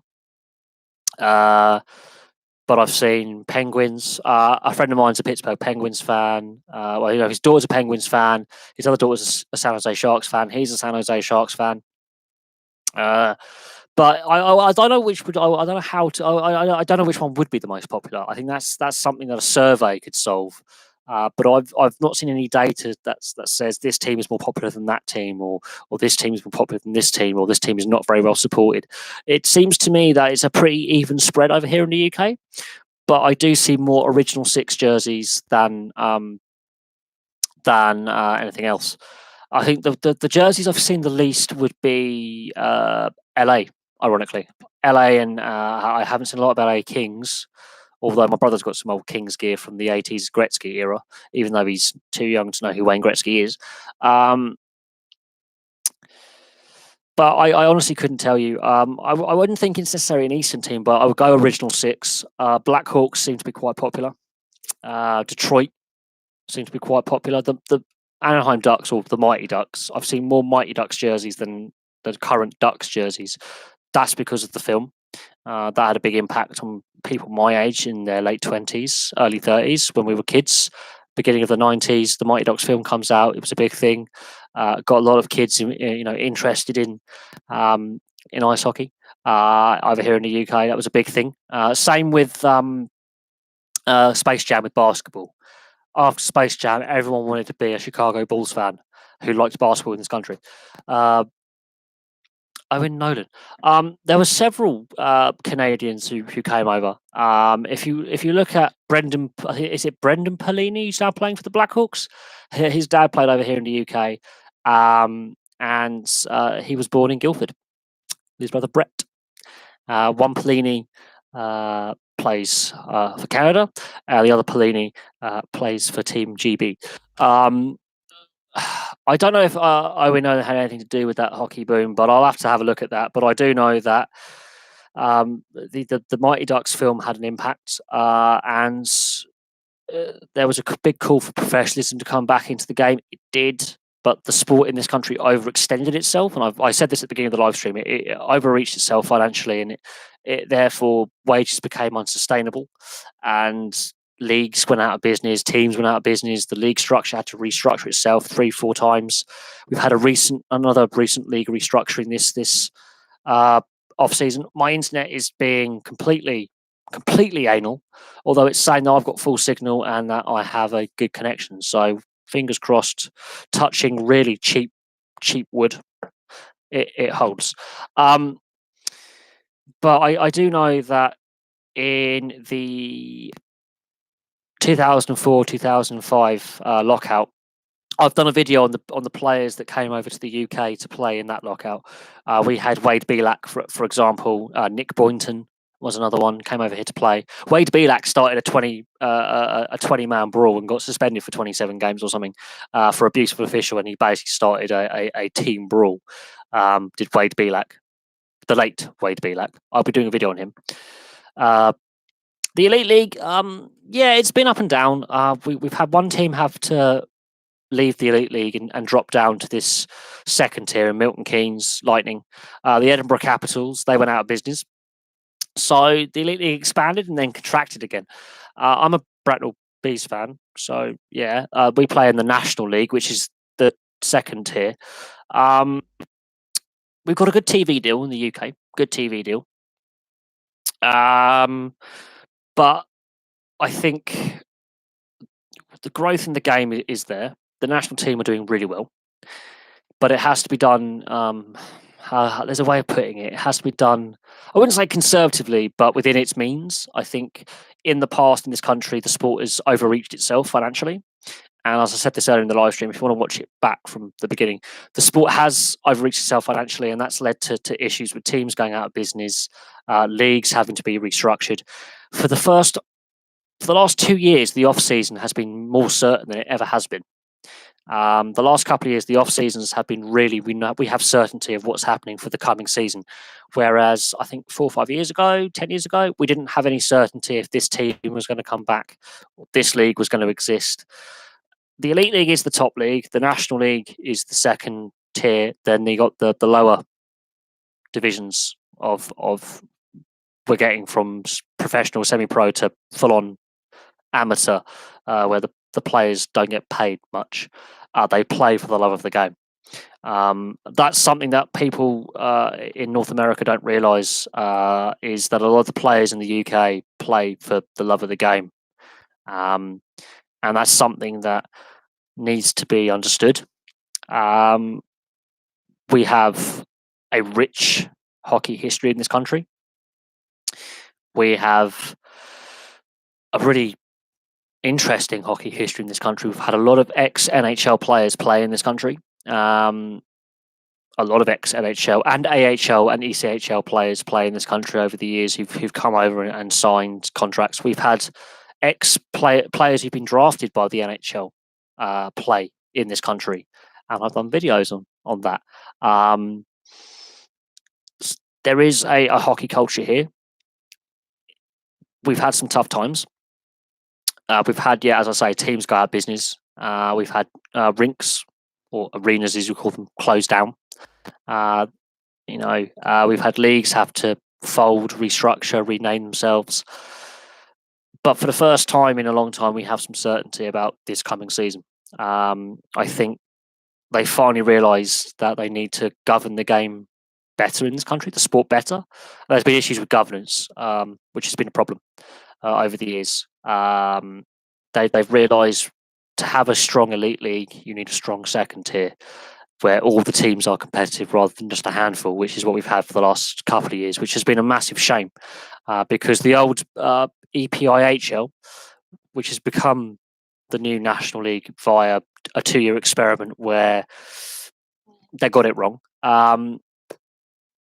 We'll see. The last time the NHL came to the UK was 2007. So the NHL has been coming here for quite some time. The first time the NHL came to the UK was in 1938. And I believe it was Boston-Detroit played 6 games here in the UK and a couple of games in France. So we have had NHL exhibition series come here. We've had some pre-season games here in the past, but it's been 12 years since the NHL has been here. Now the NHL obviously is going to Europe with games into Sweden and Finland and Germany and Austria. The KHL, I think that would be interesting what the KHL does. Teams are leaving the KHL. The team from Prague went, no, we can't do this. The team from Riga have gone, no, we can't do this anymore. It's not financially viable. The distances are too great. Jokerit, I think, are the only what I would call Western team, as I would say, outside of the former Soviet Union, from Helsinki in Finland to want to stay in the KHL. There's a team from Belarus in the KHL. There's a team from Kazakhstan in the KHL. But I think, Dubai, why put ice hockey in the desert? Because it's going to be a crap ice surface. And would people from Dubai really want to watch ice hockey? Really? That just shows where the corruption is, I think. With the FIFA World Cup going to Qatar, or as you would call it, soccer in 2022, FIFA have now admitted, we were corrupt. We allowed corruption to allow our biggest flagship tournament to end up in a country with a dodgy human rights record where it's 40 degrees in the heat. Players will die of heat exhaustion. Fans will want to drink, but they're not allowed because it's a Muslim country. And if they want to expand to Dubai, let them. I think it's madness, personally. I think there's other countries where you could expand the sport that is ice hockey. Another thing that I think we need is a universal rule system. The North American ice surface is a different size. You've got the IIHF sanctioned leagues, and then you have things like the KHL and the NHL divide, where again, there's no universal rule system, and that's a problem because each individual country has its own unique rules as well, on top of the IIHF recognised rules or the NHL recognised rules. So each individual country will have their own little quirky little rules in there as well. We have rules in this country that you don't have in North America, for example, and vice versa. There is a team from China in Beijing. That's partly to do with the Olympics coming up, the Winter Olympics in Beijing in a couple of years. The NHL has taken preseason games to China. I don't understand why. Obviously the KHL in China, but they have to prop it up with financially. It's not a viable team standalone. It does struggle. It's not a very good team. What kind of different rules? Well, we have a limit on the amount of import players you can have. The Elite League, there's a limit to how many import players can be in a match day roster and in a squad overall. And then in the National League, where my team play, there's a limit on how many import players can be on the ice at one time. Now, an import has got to be someone who's not been trained in this country. So you can be an overseas player, but have been trained in this country where you played your first senior game. It's all about where you played your first senior over 16s, basically. Over 16s is a weird age group, but if you've been over 16 or over 18 and you played your first game in the UK, you're not an overseas player, which is weird. There's other rules as well, mostly to do with the amount of overseas players you can have on the ice at a time. There's some other quirky ones that rarely get called, really rarely get called at all. The trapezoid, we don't have the trapezoid in the league that I watch. So the NHL trapezoid, we don't have that. So the goalie can go further out along the behind the goal line to play the puck, but they rarely do. Most goalies rarely come out that far because they know they'll be eligible to be flattened, basically. You can line up and hit a goalie. There's some other ones as well. Fighting, there's a lot more fighting in British ice hockey than people realise. It's a very fighty league. Fighting's actually gone up in the UK in the last 3-4 years. Penalty minutes for fighting have gone up. But there's another interesting thing to do with the amount of penalty minutes acquired. You can get suspended for acquiring too many penalty minutes in a season. Not that stops players from still wanting to kill each other. There's a few quirky rules. They rarely get called, though. I've seen a few of them in the last couple of seasons, and I'm like scratching my head going, that's a rule? Apparently it is. I have to look at the season rule book because they update the rules for the league-wide every season. So I'm going to have to look at the rule book a little bit. But there are some weird calls that I've seen. I've seen more calls for late hit than charging, even though charging is the one that actually is more logical. And that perplexed me a little bit. So I was left scratching my head at a few calls this season. There's a new type of delay of game, which I've seen noticed of with the goalie covering icing the puck when not under pressure. I don't know if that's an NHL rule that's filtered down, but that's another delay of game. There's one or two that I've seen called, but it's just remembering them. Do they sell Elite League jerseys? You'll be able to find them online, but obviously you've got to come to the UK and go to the club shops. It's not just Elite League; it's National League and then the lower leagues as well. You're better off going to the club shops. You can find them on the websites as well, but if you're from North America, that might be a bit tricky and expensive because of obviously importation tax and sending things overseas. But you can get them. I've got all my Bracknell jerseys. If you bear with me, I will show you my jersey collection. So if you bear with me for 30 odd seconds, I will just put that like that. You'll have to bear with. Oh God, it's so lucky that I have all these on coat hangers. You see, we want. Oh God, we have this one, which I think is a hideous color white, but that's a given. We have a match worn charity jersey. Oh yeah, that was worn in a game and does have battle damage. I'm not going through my collectibles. I'm just going through my club ones. I got anniversary jersey. This one is one of my least favourites. It's hideous. I absolutely cannot stand it. It's a grotty design.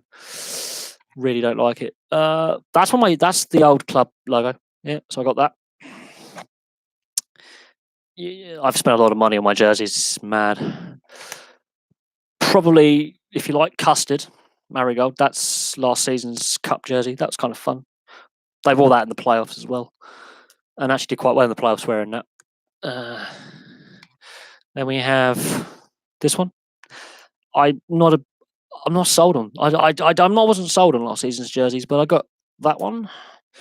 Is there more? Oh yeah, and my favourite one is the Christmas one. My favourite one is the Christmas one, which I picked up, and it has 87 on the back, which is the year the team was formed. So there's that. So there's all my Bracknell jerseys. I've got to put them all away now. I've got other jerseys. I've got my Jets jersey. I've got my Team Canada, Team Croatia. Oh God. I've got my Washington Capitals Jaromir Jagr somewhere, which is probably in the wash actually. But no, I've got a lot of jerseys and I spent a lot of money on them. A lot of money. They weren't cheap. I had more at one point, but I gave some to some friends. I've got some other bits and pieces lying around somewhere. But it's a labour of love having all these jerseys, really. Shit, getting old, getting sweaty. But no, I've been supporting my team for years and years and years and years and years. Oh, got to put them all away now. Maybe get them out. You'd made me get my jerseys out. I had them all organised in the old cupboard. Oh yeah, there's my Team Canada one. World Championships, World Youth Championships from '92, I seem to believe. Oh, fucking laptop's doing my nut. Oh, it's too sweaty in here. It's so hot. It's so sweaty. So much sweat. Blah, da, da, da. Right, so that's my jersey collection, or part of it. That's not all my jerseys. There are other ones floating around, but that means getting them all out and having to organise and faff around, and it's too hot and too humid to do that. But there we go. There's some of my jerseys. I have more. I have my Capitals one is the other side of this laptop, but it's dirty, so I'm not getting it out. I've got my Jets one in there. I've got Canadian national from World Juniors from the early 90s that's signed. I've got my team Croatia one. I've got a charity jersey from a player's testimonial match that about 20 years ago. I've got a fair few jerseys. I'm going to be adding more to that collection as time goes on, but it's all about money at the end of the day and having space. and I'm in the process of packing for moving, so there's stuff all over the place, boxes and all sorts. But no, you can get replica jerseys from any team in the UK. You can look on team websites. You can look on eBay. There are a few on eBay floating around. There's some jersey sales on eBay. I think the best person to get that jersey information is the hockey guy. That guy's got links to a lot of jersey resellers on eBay and their own personal websites where they sell stuff. But it's harder to get hold of British ice hockey jerseys than, let's say, NHL jerseys. I mean, NHL. There's an NHL UK website, so I can get a lesser selection, which is frustrating, which I find annoying because we're also fans and we also want the gear, but we can get our hands on it. And eBay is a place that you could type in the team name and see if a jersey comes up. It's not impossible, but it is difficult. It's the best way I could describe getting jerseys of elite league teams or national league teams in this country over in the US. Yeah, you can, and that's still expensive for an old Rangers jersey from a couple of years ago, because a brand new one's 140 to 150 quid on the NHL website. So that's actually quite expensive on eBay. I'm surprised you're spending that much. Best bet is Ben H Sports on eBay. The hockey guy is another channel. He's a brilliant hockey YouTuber. Ben H Sport is a good one. Ben H Sports is a very, very, very good seller on eBay, and he comes recommended by the hockey guy, and that's the best person I can suggest to watch is the hockey guy. I might message him on Twitter and see if he can send me the links for you guys, so I can put the link in the comments section so that you guys know where to get them from. The issue is with the Elite League, because it's a smaller league, a lot of the European leagues. I don't know what the market is in the US and Canada for European club team jerseys. I really don't. So I go with on eBay. Look at the sellers that have got really high rating, really good reviews. Ben H Sports is possibly the best one. He buys bankrupt stock from stores and websites and then sells it. And from what I read, and I've looked at his reviews, he's pretty good. He's pretty good. Because places like Lids in Canada are sort of, and Sport Check and things like that are restructuring their business. There's a lot of bankrupt stock that they didn't sell, and people like this go in, buy the bankrupt stock, and then sell it online. And that's the best way to go. I got my Capitals jersey through my local team club shop because the previous owner had donated the jersey to be sold, and I bought it for not a lot of money. Actually, I got it pretty cheap. My Jets jersey I got off the NHL website. My Arizona hoodie I got off the NHL website. My Vegas hoodie I got the NHL website. My Vegas t-shirt off the NHL website. It cost me more, but I'd rather pay that extra 5, 10, 15, 20, 30 quid than risk getting hosed with the fake, which is the risk that I think any buyer online faces. It is a pity that in the UK we don't have more actual sports retailers that sell NHL gear. They're more geared towards NBA and NFL, if there is going to be any replica jerseys available in the UK. But I don't know. Philadelphia Flyers, honestly, I think this year is going to be the toughest year to predict. The last 2 years, we've had two teams who've never won the Stanley Cup winning, in the Capitals and the Blues. And the Blues were the massive outsiders in January. They were dead and buried first week of January. So I think it's going to be harder to predict this year. I think my team, the Jets, have made a right mess of their defensive core. Not gonna lie. We've got Dustin Byfuglien and who? Because all our good defensemen are gone, and Byfuglien is one more knee injury away from retirement. I definitely see that, or one more concussion away from a lengthy layoff, and then we're in serious trouble. Carolina having a good season, getting back in the playoffs, getting to the conference final. Good news for Carolina fans. Arizona getting close. I think it's going to be tougher this year to predict any who's going to make the playoffs or not. I think I've given up predicting. Do I think they've got a chance? Yes. The issue is they went through so many goaltenders the last couple of years that's a problem. I think Philly, that's the big issue that's holding them back is goaltending. Massive issue.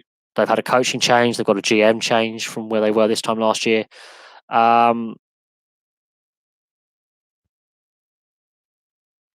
Oh yeah, I think the NHL. I mean, let me answer the BZG. I'm assuming.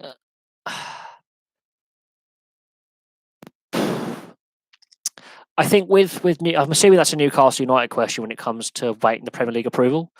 I think, and there's definitely a Mike Ashley photo in there. So that is a Newcastle United question. The Newcastle United ownership issue is ongoing, and now you're managerless. So the fact that there's no manager in the hot seat at St James's Park is a concern. I think the way the Benitez situation was handled by Ashley and his ownership group and his minions has pissed off more fans than were already pissed off, and that's hard to do. You've got a pissed off fan base, and from every Newcastle fan that's commented on videos that I've done, dating back to the tax fraud investigation 2.5 years ago to now, I think we might see a lot of empty seats at St James's Park, and Newcastle could be threatened with relegation. It doesn't matter if Ashley owns the team by the start of the season or not. I think Newcastle United are in serious trouble. I think if fans really do stay away, that could be harmful for the team. But at the same time, it's got to be done to get the message across because Mike Ashley has taken the fans for a ride for 12, 13 years now and has been allowed to get away with it. The Premier League, the FA, the EFL, as the governance of the game in this country are three gutless organisations. So we'll have to see what happens. I'm not gonna. We've had the Peter Kenyon attempt. We've had the Amanda Staveley attempt. We know that Mike Ashley basically wanting to ask too much money for the club. He's asking above what the market rate is for his club. So I honestly I don't know what to say to you Newcastle fans, but I think yeah, it's a touch. I mean, I'm exasperated by the fact that we're on the third or maybe even fourth attempted takeover bid in 2 years. I have no words fail me with how he's had the club up for sale for nearly 3 years. We're on our third or fourth takeover bid, and still it's not sold. He's asking for too much money, and the people he's pissing off, the attempted buyers, know more about football than he does. So I don't know. Before you go though, James, the Norwich City possibly. I do think they could stay in the Premier League. I think they're a club that are big enough to stay in the Premier League. Let's hope that they spend wisely and don't do a Fulham or a QPR, which could lead to further problems down the line.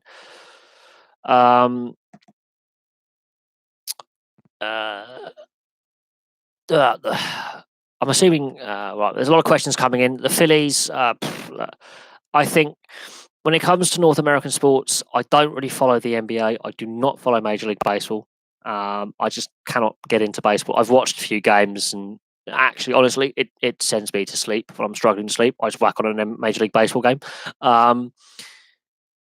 Yep. Aston Villa have spent a fair bit. They bought Tyrone Mings as their latest signing. But Aston Villa have spent a lot in the last few years and have had money issues and administration fees the last couple of seasons. Aston Villa could be the ones that could make it or break it. If they stay up, that's good. If they get relegated again, they are in serious trouble. They're a club who financially have to stay in the Premier League. Norwich City, I don't think are off the field so much in financial turmoil. Aston Villa, they have to stay in the Premier League come what may. They cannot get relegated. But it's going to be interesting to see. I can't predict who's going to stay up, who's going to go down. Newcastle are in serious trouble. Why are the Newcastle United fans have put up for Mike Ashley for so long? He bought the club devalued the club by half, asking too much money for the club. The fans haven't put up with him necessarily. They've been protesting for quite some time. The fact that he bought Newcastle United in 2007 and tried to flip it in 2009 for profit and failed for his first attempted sale, and then got relegated that year, says a lot.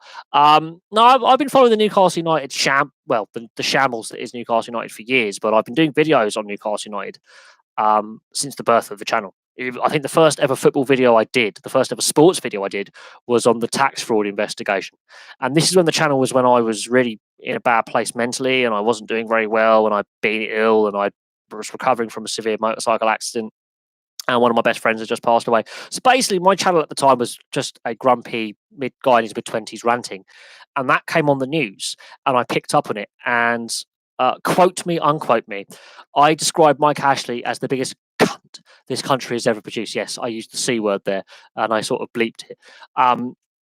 I've been following Newcastle United on the channel since the tax fraud investigation that a lot of people don't want to talk about. It's still ongoing. It's not a closed investigation. Just because it's not British led does not mean it's not happening in France, where they've made arrests, they've made charges. They have arrested and questioned Newcastle United employees. They have raided the club's offices and training ground. And I think that's another sticking point with these takeover deals is, okay, there's an ongoing legal investigation that involves this business, because that's what football is, this club. It's not going away. And that's where I think a potential takeover is stalled as well. And I don't think we, as the public, are allowed to know the full facts because it is an ongoing legal thing, and the French legal system is really weird. And they're the ones leading the investigation. The British police are just doing their bit with Europol and assisting the French prosecutors with their investigation by gathering evidence.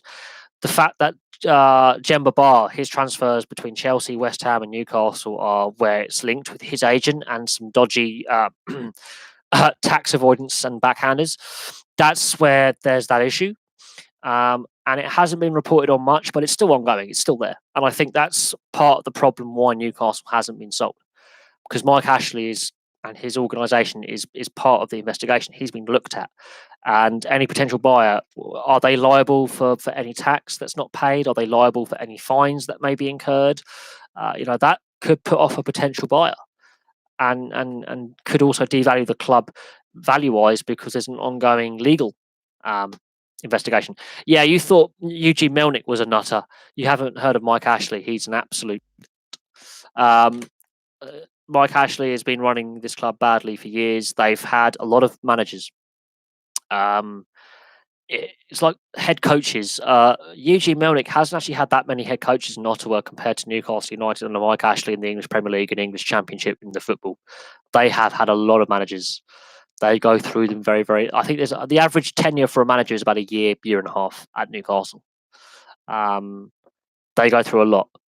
And if you're not familiar with the English Premier League when it comes to what you would call soccer, what we call football, there are some clubs, some teams that go through a lot of managers on the bench, as you would say, or on the touchline. They go through a lot of managerial, like team manager, coaching changes, and Newcastle is one of those clubs that has a high coach and manager turnover.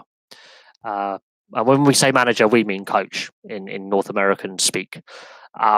Newcastle is a club that has gone through a lot.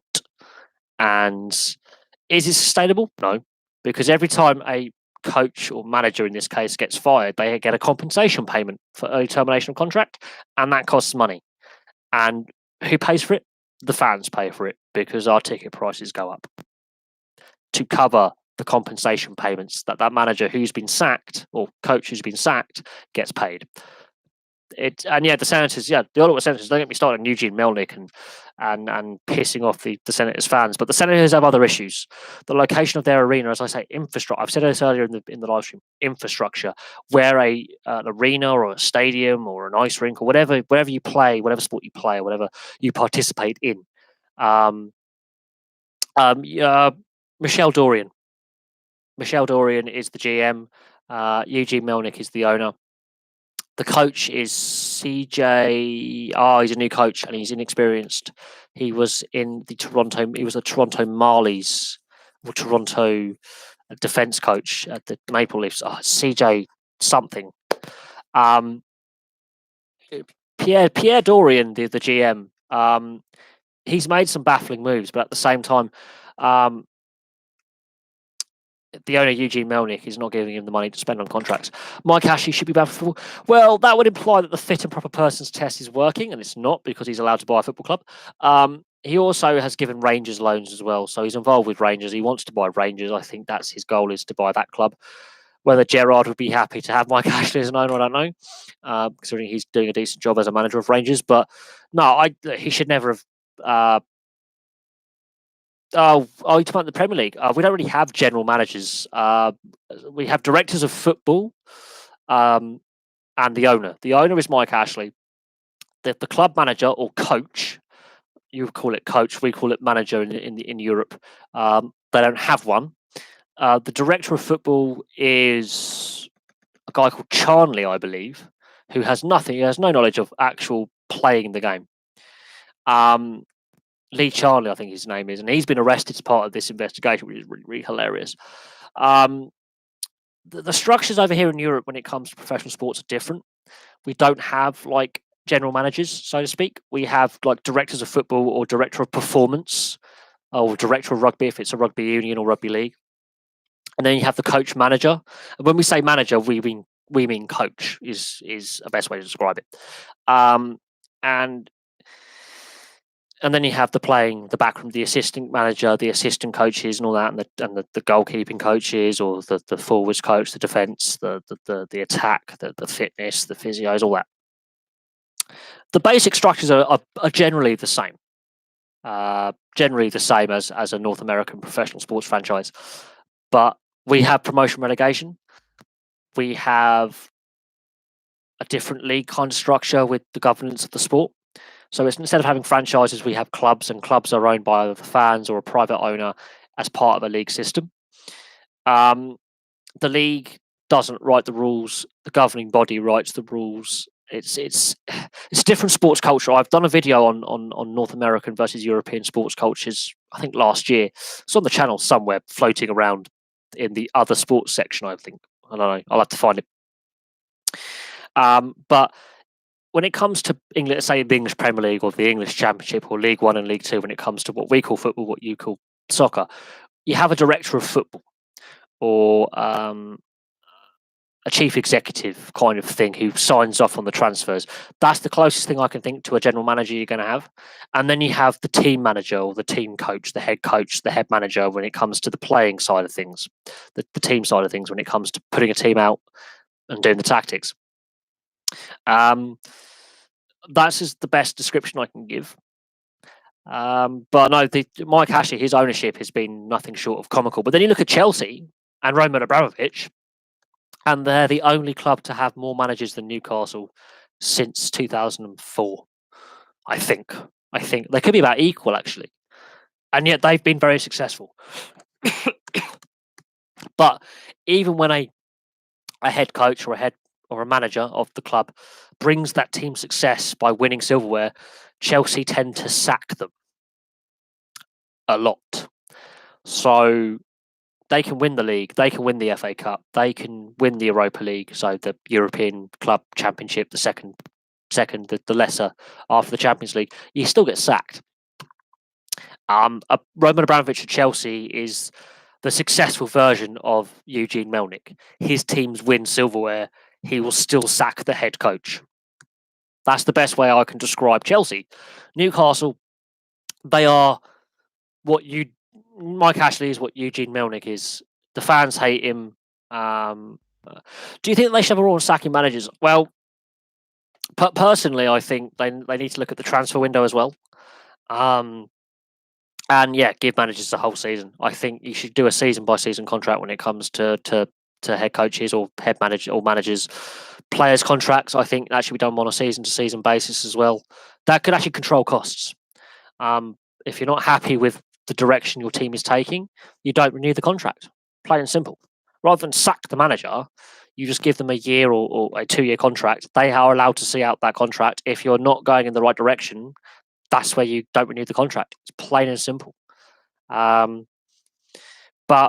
the way the money works in European football right now, It's not going to happen.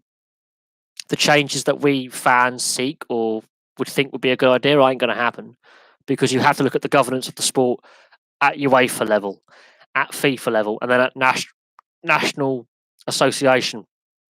It's like the FA in England, the SFA in Scotland, the Welsh FA, the Irish FA, and the Northern Irish FA are a bit more complex. But you have to look at national football associations, and there's corruption there. And then you go up a level to UEFA, there's corruption there, more corruption, but there's corruption there. And then you get to FIFA, and it's just how many brown envelopes do we need to get a tournament, Mr. Infantino? Because Mr. Blatter's gone, and we need to find a new guy to bribe. The issue is, there's not going to be a change on the sacking of managers or coaches or overinflated transfers, because the game has got too much money in it, and there is too much corruption within the sport, regionally, globally, nationally. In a perfect world, I would like to see managers on yearly contracts that are rolling, whereby if you as the club aren't happy with the direction that particular coach or manager is taking that team, you part ways amicably, compensation payment, get rid of it. Get rid of it. It would actually reduce costs. On player wages and player transfers, they're out of control, but we're past the point of no return on that. We're past the point on agents' fees getting out of control. I think there are plans to make it more transparent, but they're too little too late. The fact that Paul Pogba's agent is allowed back into football after being banned for life tells you something. The demands that players expect, player power is now overruled managers and coaches having the final say, and scouts and transfer policy. The players have too much power. They have too much money.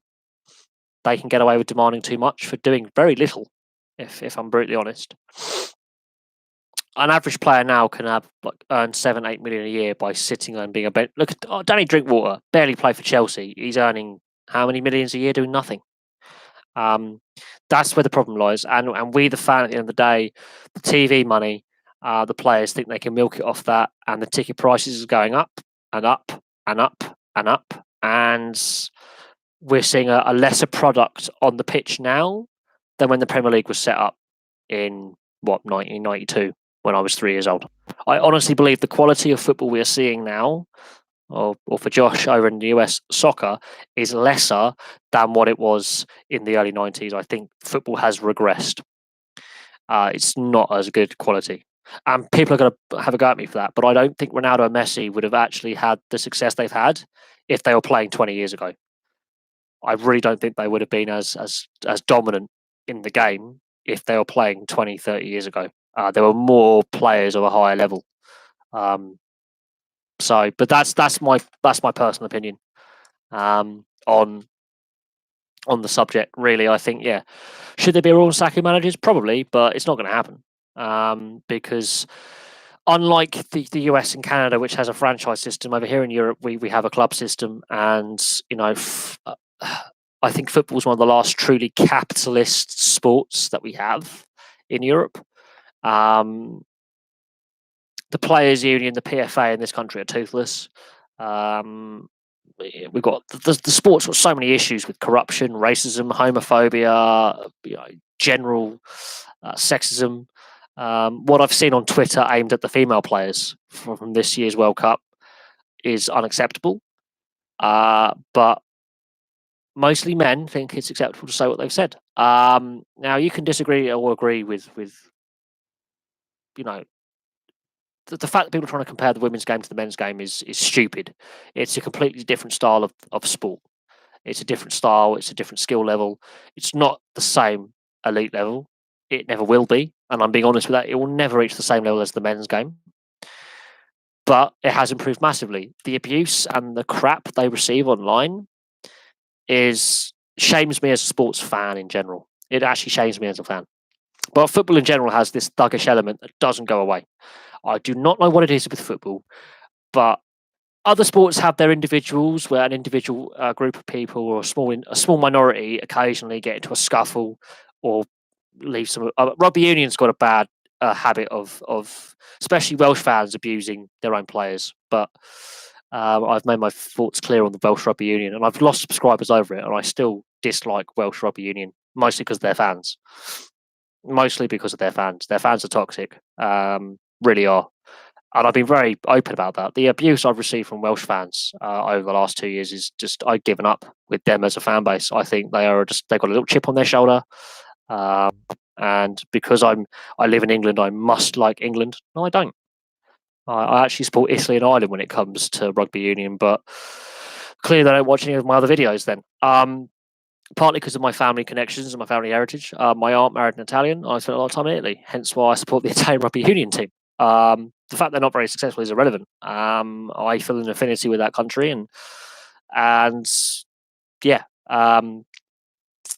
But football as a sport has a lot of problems. The sacking of managers, while I think they should be on yearly rolling contracts, most clubs that sack managers aren't very successful, and they're normally badly run, and they're normally relegated or at the wrong end of the table, and not near the title hunt for trophies, unless you're Chelsea. But other clubs who generally sack their manager either end up in a relegation fight or end up in mediocrity and not reaching the heights that they want to reach, and aren't as successful. So the more you sack your managers, the less successful you generally are. That's my viewpoint on the situation. There are some managers who could have got sacked and didn't. Alex Ferguson is a prime example of when a club were close to sacking him, they didn't, and within a few years he made that club the best club in the world, and kept them at the top of the tree for a very, very long time. Sometimes with an average squad, and it shows how good he was as a manager with how the managers now are mismanaging that club. And Ed Woodward, as the guy in charge of the money, the purse strings, is making the club a laughing stock. It really is. Manchester City spent a lot of money before they were successful again. So money doesn't automatically buy you the league, unlike PSG in France, where they can buy the league for forever. But other leagues, you have to have a bit more to it than just cash. But the French league is the French league. And Neymar's in trouble for not reporting to training. I couldn't give a toss about Neymar. Neymar is actually what I think has damaged the image of football in recent years even more. But I've got to the point with football now where last year's World Cup was really good. The women's World Cup, there were some controversial things in it. It's mostly to do with VAR and the rule variations, which I felt shouldn't have been brought in for this tournament. But it was the women's game, and FIFA realised they could get away with it with the women's game, which they couldn't get away with the men's game, so they brought them in. But overall, no, I was really impressed with the quality of the women's game, how far it's come in the last 8 years. And people are still slagging it off. And I said, and what I find really funny is people saying, "Why do we have to watch this? Be forced down our throats?" Well, if you've got free sports, you could watch the Copa America, and if you've got Eurosport, you can watch the Africa Cup of Nations. No one's actually forcing you to watch the Women's World Cup. You can watch other sports, or you can go outside and do stuff like exercise and get away from your keyboards, you vile trolls. Which when I was supporting football. That's an interesting one. I've spent a lot of time in Italy, and my cousins are half Italian, so I always want the Italian team to do well. It's a difficult one. I like South American football, but obviously the cynicism of South American football and the petulance of a lot of the players like Neymar and Messi, I can't stand it, even though I love South American football. But when it actually comes to international football, I just like watching it, really. Obviously, I want England to do well because my earliest footballing memory was Euro '92 and losing to Sweden. I am that old, by the way. I am nearly 30, so I can say that I remember Euro '92 and Thomas Brolin and Gary Lineker's last ever match for England. I can actually say I remember that because I'm old enough. But no, I've been watching football since I was 3 years old. So yes, obviously, England, obviously I want them to do well, and obviously last year's World Cup helped go a long way. At the same time, I've spent a lot of time in Italy growing up when I was younger, so obviously I want the Italians to do well. But I just like watching international football for what it is, and seeing players from all around the world competing at the highest level of the World Cup, or the Euros, or the Copa America, or the African Cup of Nations, or the Gold Cup. in for North and Central America. I just want to see international football. I don't really care who's playing. But I have soft spots for certain teams.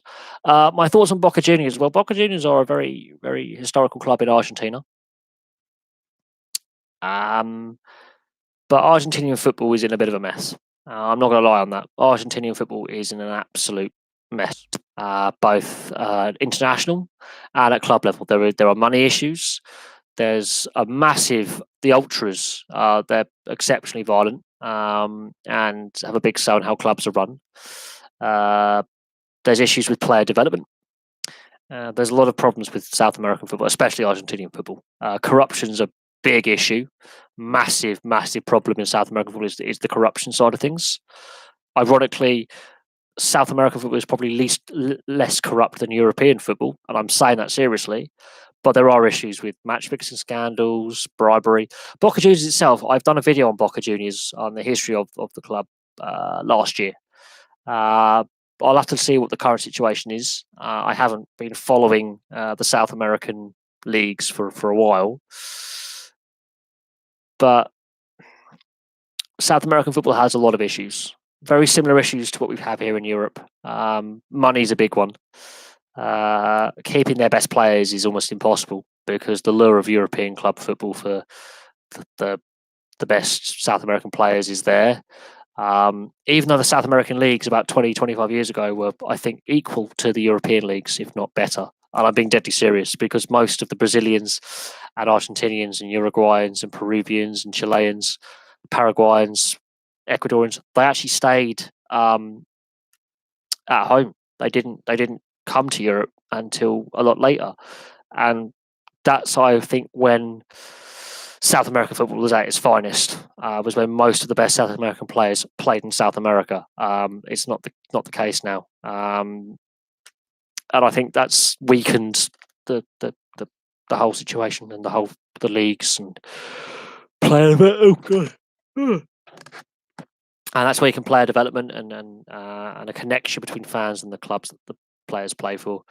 They're still passionate fans. They're still lunatics. They're far more colourful and loud and European fans, but a lot of that's to do with the political instability of South America and the military dictatorships and the repressive either left or right wing governments that South America has had over the years, and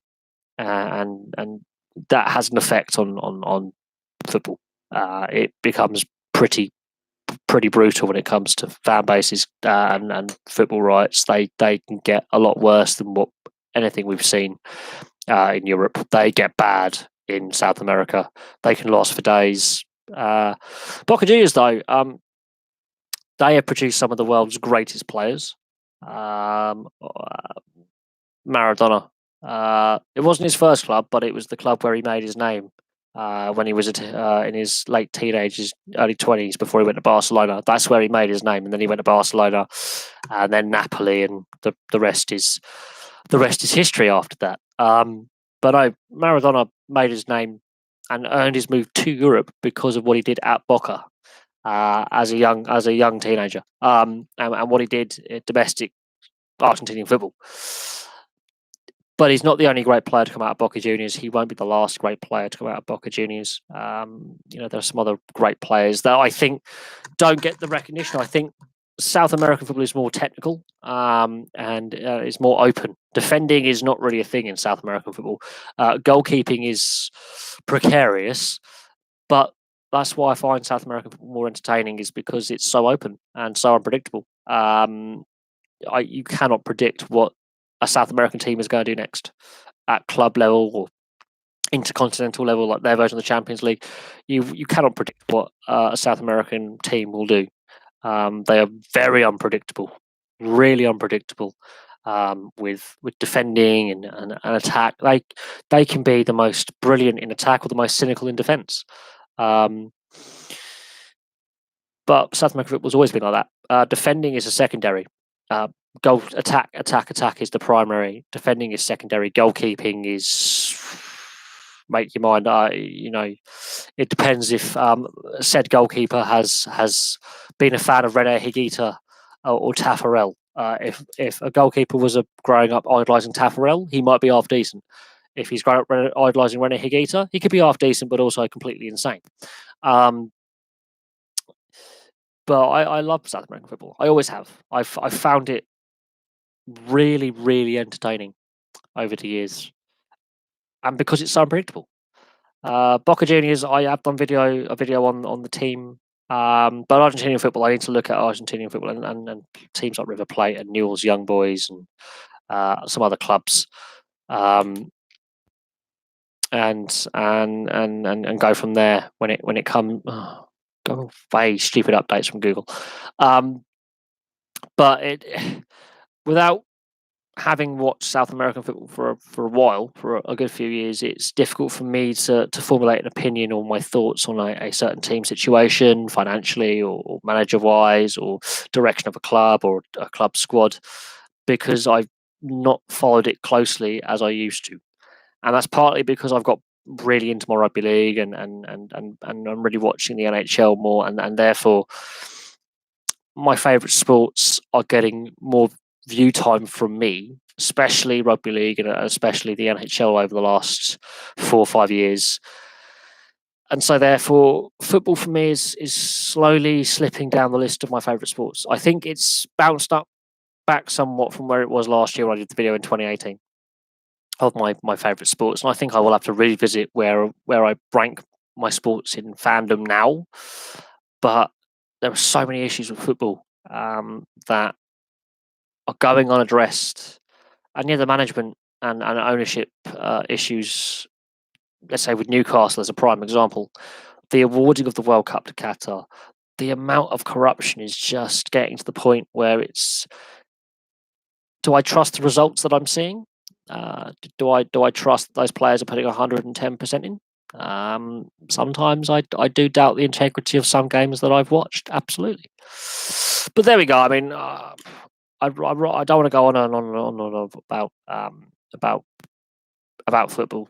If I'm really honest, I mean, I know it's the world's most popular sport, and the most people around the world play it and watch it and support it, but it's also a sport which has massive governance problems and massive problems with corruption, and that's where I think they've got to fix those issues. And I think we've gone to that point where we've gone past the point of no return now. I think with the World Cup going to South Africa, the World Cup going to Russia, the World Cup going to Qatar.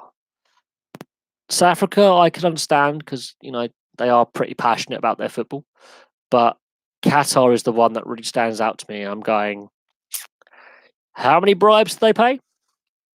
There's no naivety about it. We know that World Cup was bought by bribery and corruption, and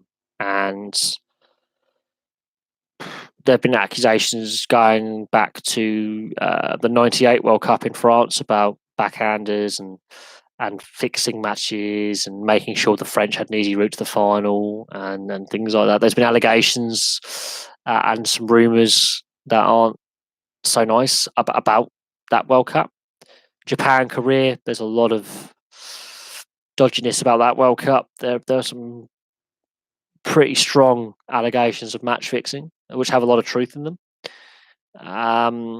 Germany, there's some information coming out in recent years. There was some corruption in getting that World Cup to Germany. South Africa, we know there was corruption with that one. South Africa. Russia, come on. The governing bodies of all these international sports governing bodies like the IOC gave them the Sochi Olympics, and the World Cup followed a couple of years later. And then after they were awarded those tournaments, those sporting events, the doping scandals and the corruption came out. But they didn't want to do anything at the time. So they cozied up with Putin for years, and then it all hits the fan in the last few of them. This is where football has a problem. This is where a lot of global sports and sports bodies have issues. The IOC, there's allegations of corruption with the current Tokyo Olympics. And, oh, God, look, there's a reason why China or India hasn't hosted a World Cup. India is more of a cricket and a field hockey country. And China, the league is so rigged that no one will believe any of the results are what they are. Match fixing in China is it's a hobby for gangsters, really, and the Chinese league has got problems, massive problems. The head of the Chinese FA went to prison for corruption and was still running the Chinese FA from prison. That is how corrupt the Chinese league is. I don't think they've ever actually tried to bid for it either. They've never really attempted to bid for the tournament. I know in the Women's World Cup, the Chinese women's national side, in the 90s especially, were one of the best teams in the world. The men's team have only been to one World Cup. So they haven't had the success at international level, partly because of the corruption has turned fans off domestically. And the game in China has got massive issues. I'm more surprised that Australia and New Zealand haven't tried a joint bid. They've had the Cricket World Cup, they've had Rugby Union, they've had Rugby League, they've had several Commonwealth and Olympic Games. I'm surprised Australia and New Zealand haven't gone for a World Cup bid. That's what stuns me. But again, I've gone about this before when it comes to stadiums and infrastructure. Could Australia accommodate 48 teams with New Zealand? Because that's what we're looking at for the next couple of World Cups is 48 team World Cups. And I think that is mad. I think that's too much, especially Qatar. Whoever thought Qatar could host 48 teams is a nutter. Because for me, that World Cup shouldn't take place.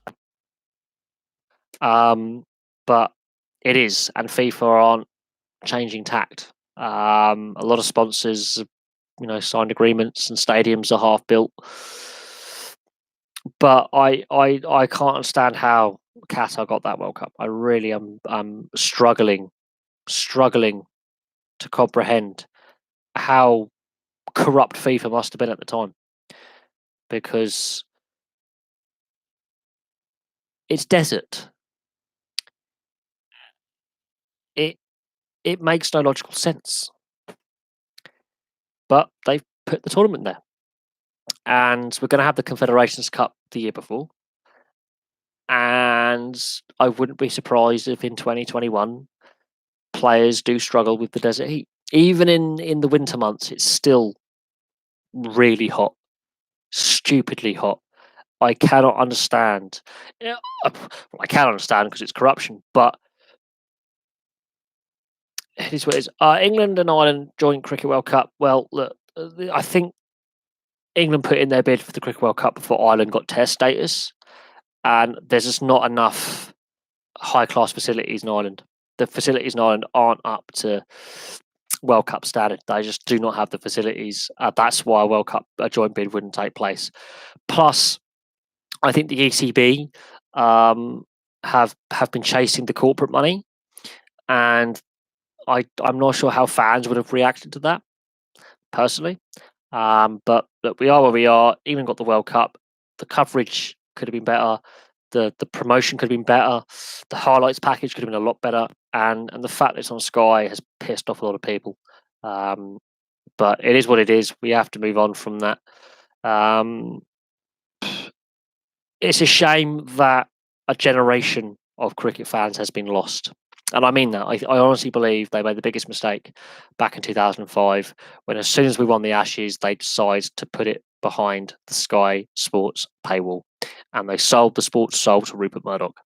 And while Murdoch no longer owns Sky, I'm concerned about the restructuring of Sky Sports under Comcast in a couple of years. What's going to happen, and what direction is Sky as a network of channels going to be going in? I really don't know what's going to happen with Comcast's ownership of Sky with the restructuring they're going to be planning in the next couple of years and the next batch of TV rights. I also think the ECB needs restructuring and a big clear out of the Blazers and get some new fresh faces in who can. They don't get the rights to everything. BT Sport have tried their best to screw up enough sports rights as it is, but yeah, I'm not a big fan of Sky Sports. Not a lot of people are.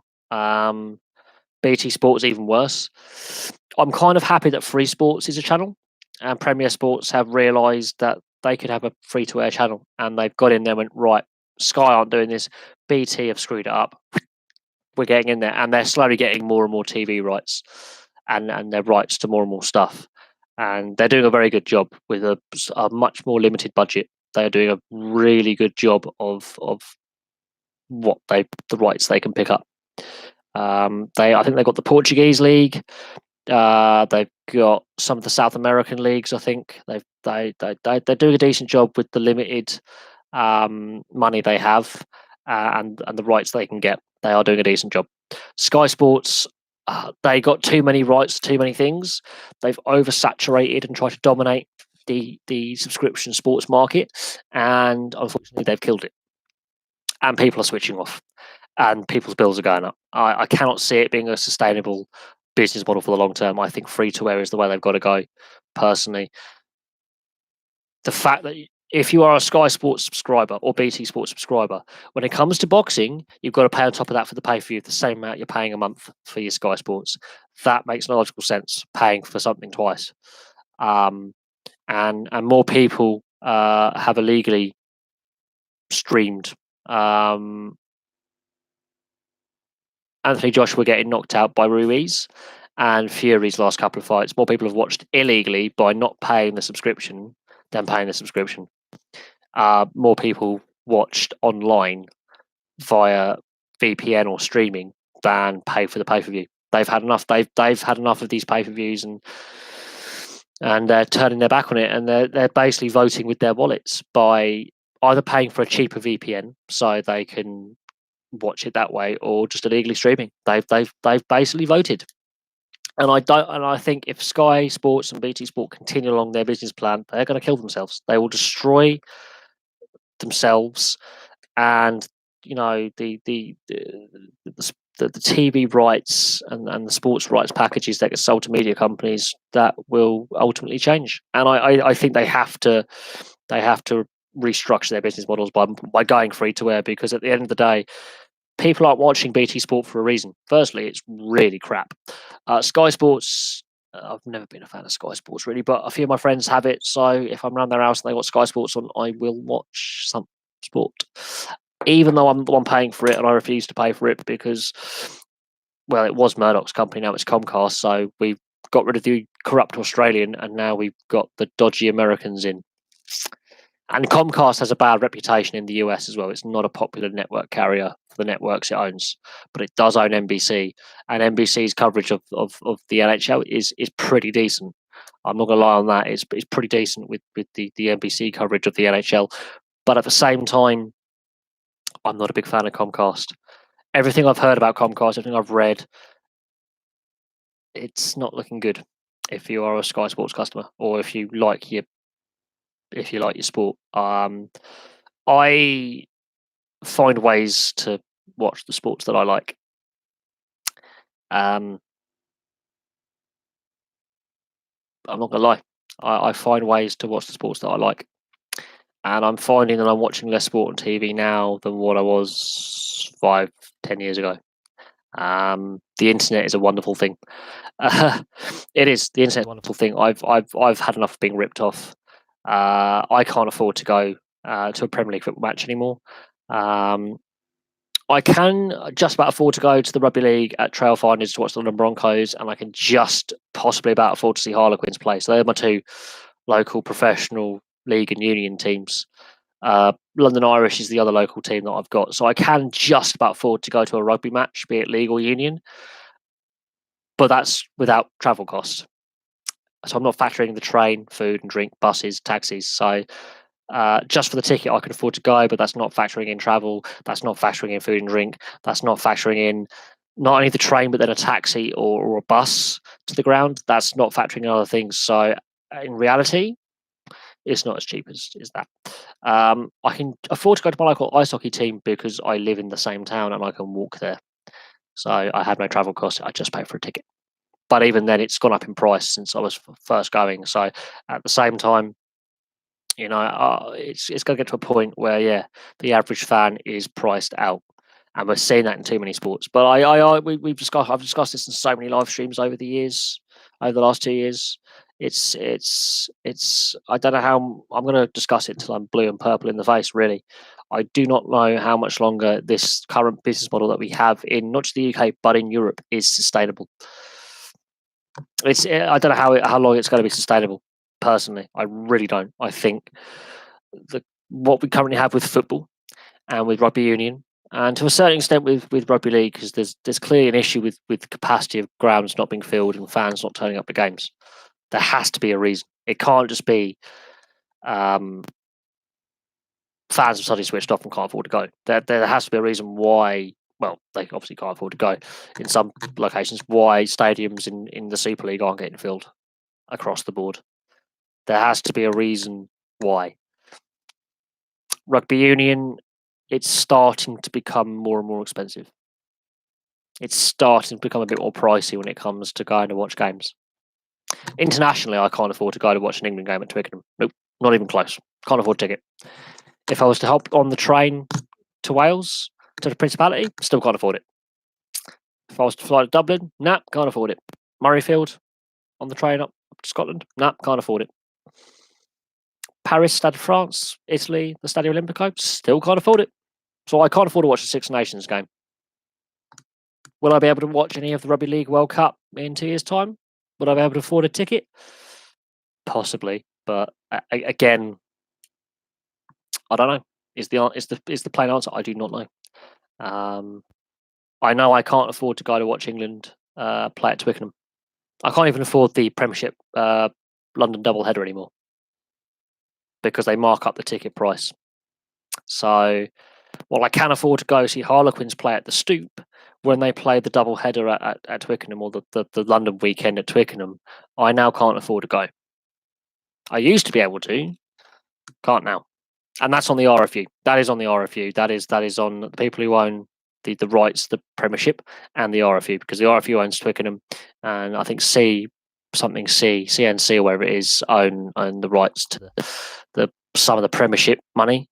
And again, when you have a sport that is basically supported by a hedge fund in rugby union, you can see what's going to happen there, can't you?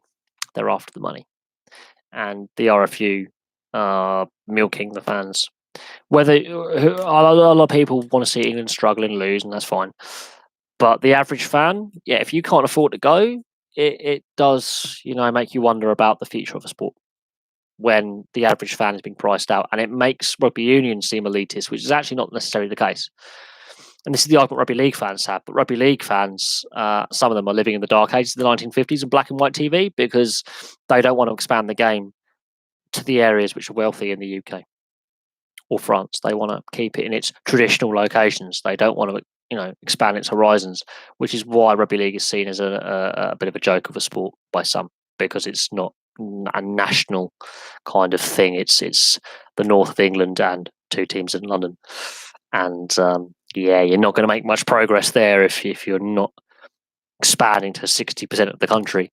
You want to keep it in a small little band, which reduces your fan base and reduces your player base and your talent pool. So that's why I think we're second best to Australia, a country with a third of the population kicks the shit out of us every single time we play them. I'm just saying it how it is. Australia have had the number in Great Britain or England for years, and there's a reason for that. They take the game on the road. No, I haven't watched wrestling for years. I used to watch TNA before that went to tits up. I used to watch WCW. I used to watch WWF. Yes, the Attitude Era, but I haven't really been into pro wrestling since Eddie Guerrero and Chris Benoit died in the mid 2000s. I turned off big time. I tried to get back into it with TNA, but then that hit the skids, and then when that went a bit, I massively tuned out. And to be honest, it's declining as it is.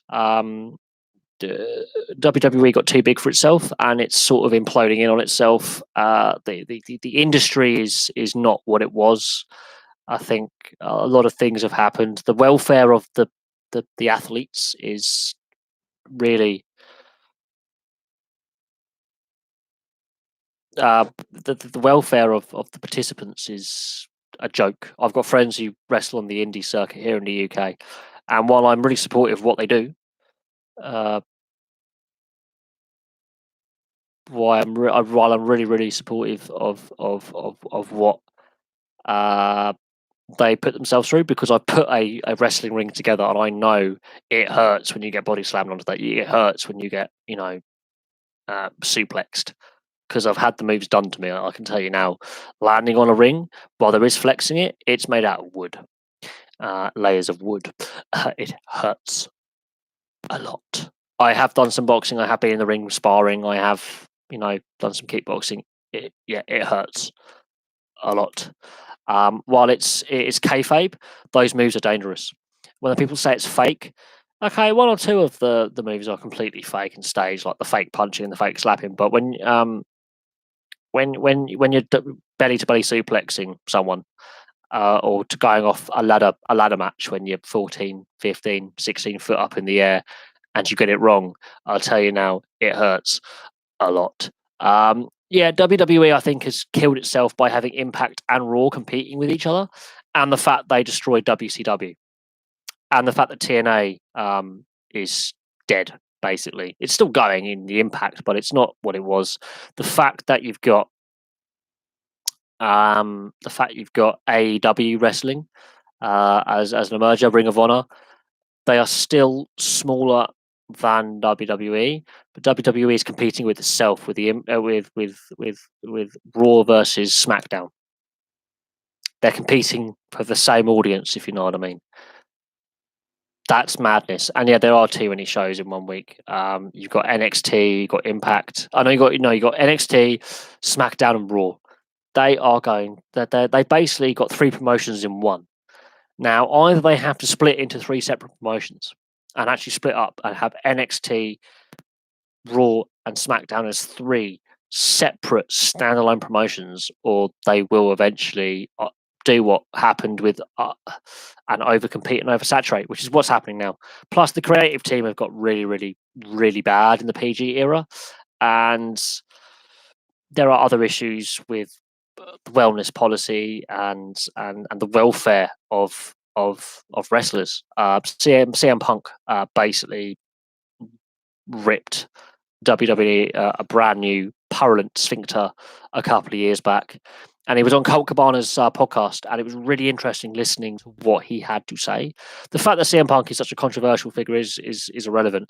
He really gave 2 fingers to Vince McMahon and his wrestling organization. And the issue is, it's an old boys club, because Triple H is going to be basically the boss of WWE when McMahon either dies or retires, because he's married his daughter. And for me, that doesn't mean there's going to be a change of course. I think, it's going to be more of the same, which is a problem. UFC is popular, but I prefer Bellator if I want to watch MMA. And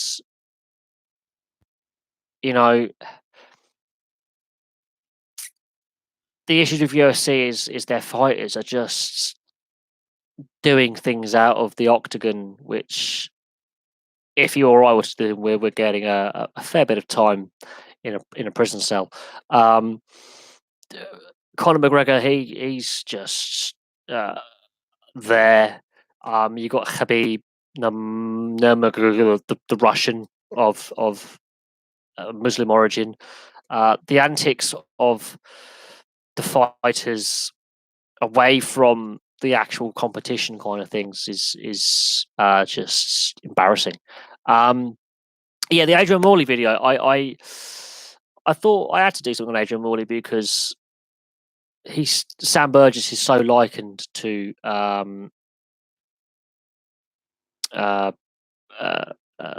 Adrian Morley in style of play.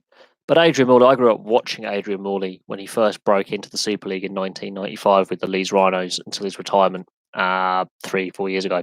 Absolute machine of a man. 20 years a professional rugby league player. Even Cameron Smith and Cooper Cronk and Billy Slater don't even come close. He's played, I think, 269 more games than Cameron Smith will do when Cameron Smith pulls on the Melbourne Storm jersey this weekend, which will be his 400th game. He has played 200 plus more games than Cameron Smith. So that's just how much of a beast Adrian Morley is. For me, Cameron Smith doesn't even come close. Yeah, Williams F1 are in serious, serious trouble. I think that's called mismanagement. They had a really decent car a couple of years ago. They got a few podiums. They had some wins. Obviously, they've won so many championships in the 80s and 90s, but they have been mismanaged badly, really badly. And this happens with a lot of sporting things. Mismanagement of a motorsport team or a club team. So Newcastle United in another example. The Ottawa Senators, if you follow the NHL, it happens a lot. It doesn't happen as much as it used to, but it still happens pretty regularly. And this is where we've got to have rules in place so this kind of mismanagement can't happen. But they've had issues with the chassis. It's more the chassis rather than the engine with the Williams. Their design team is not what it was 5-10 years ago. Hang on a second. Let me just check a few things on the old newsfires. But no, I think absolutely. What's my phone doing?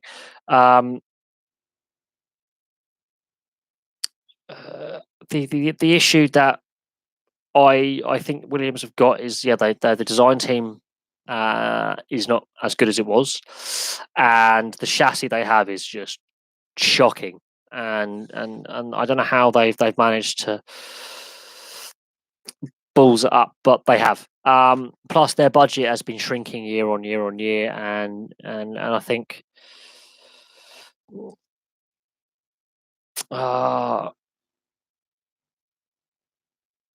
Dear, let's have a look. Let's have a look. Oh no, Joanna Conta's lost at Wimbledon. Big deal. She's Australian anyway. Technically, she's Hungarian. I can't support her because she's a plastic. She's a plastic Brit. God, Champions League qualifying. Celtic are playing Sarajevo. They're 2-1 up.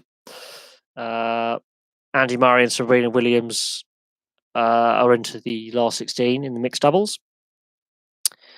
There's some cycling crap about the Tour de France that I just don't care about.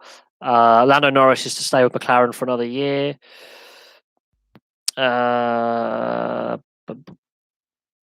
Neymar might be leaving PSG, but I couldn't care about Neymar because he's just an arsehole.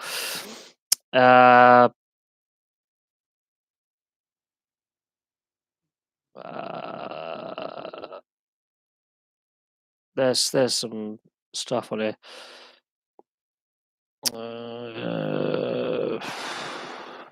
I forgot there was qualifying for the Champions League going on tonight. There is some lot of random clubs that I could not care about. Red Star Belgrade have to go through Champions League qualifying, by the way, and they have 4 rounds of it. That's how far they've fallen as a team. Club Cluj from Romania, they have to go through qualifying now because of the UEFA coefficient. Celtic are 2-1 up against FK Sarajevo, so okay. God, I really forgot there was qualifying. And Europa League as well. Rangers have won 4-0. Hajduk Split have won 2-0. CSKA Sofia are beating Titograd Podgorica, who are from Montenegro, 4-0. And these are qualifying rounds. Yes, Adrian Morley. I remember his red card back in the day. Adrian Morley's got one of the quickest red cards in Test match history. I think it took him like 12 seconds. I remember that. It took him, I think, 12 seconds to get sent off against Australia. At the end of the day, that's the game he played. And the style of rugby league Adrian Morley played is different to the rugby league we see now. But while I'm going through my phone and looking at what's happening, let's have a look at Williams F1. Williams F1 team.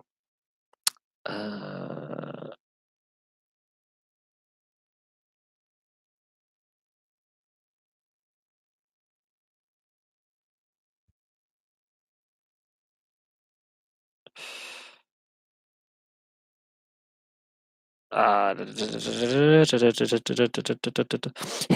talk about oh yeah, it was a brilliant clothesline. I have to admit that was an absolutely brilliant clothesline. Just look on YouTube; he really flattens the guy. Right, talking about Williams, they have a Mercedes engine, right? The best engine on the grid because look what other teams have done with it. Okay, at the moment they have 7 drivers' championships. They won in 1980, 82, 87, 92, 93, 96, and 97. So 97 was Jack Villeneuve, 96 was Damon Hill.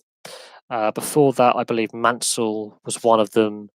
Nelson Piquet Jr. might have been one. I know Prost won one. So there's some success there, right? They haven't won a world championship for 22 years. That is their longest spell without success.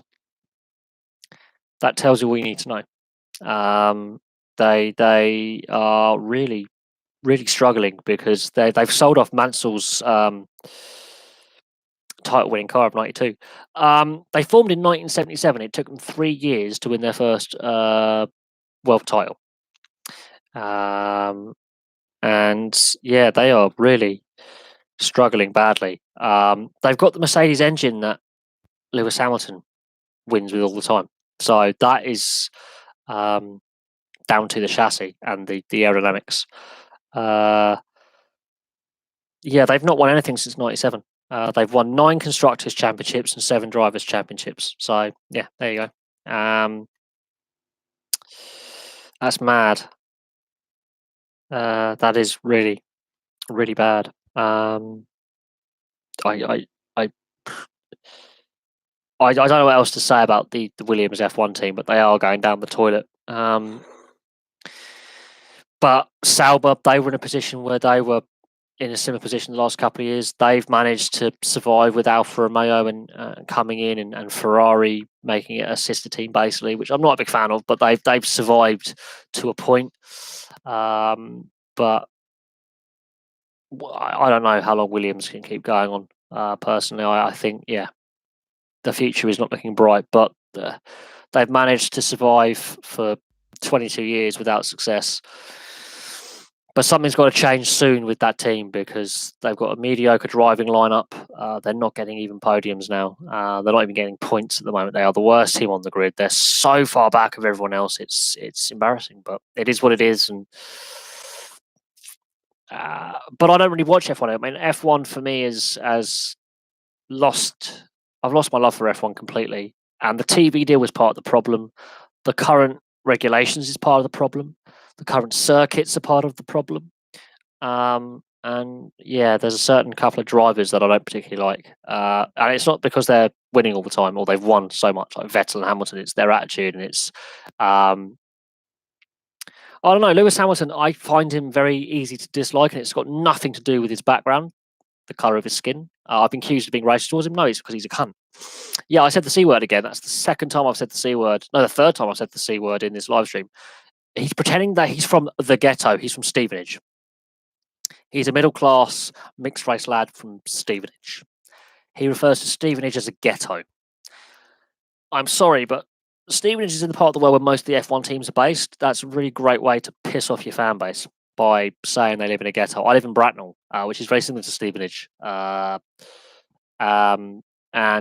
if I'm honest, yeah, there are some rough parts of the town that I live in, but it's nowhere near as bad as inner city London or Birmingham. Lewis Hamilton has never lived in inner city London or inner city Birmingham. Nah. And he's pretending to be this American, gangster, ghetto gangster. It's embarrassing. I hate it when people try and pretend they're something they're not. He's trying to make the Lewis Hamilton brand by being a bit of a gangster. It's embarrassing, and this is why we have a problem with people, especially young people, idolizing, what these sportsmen and women are doing in their private life. And this gang culture that we have with young people right now in this country is how many more young people have to die. It's not just a London thing; it's a nationwide thing. How many more people have to die being shot and stabbed?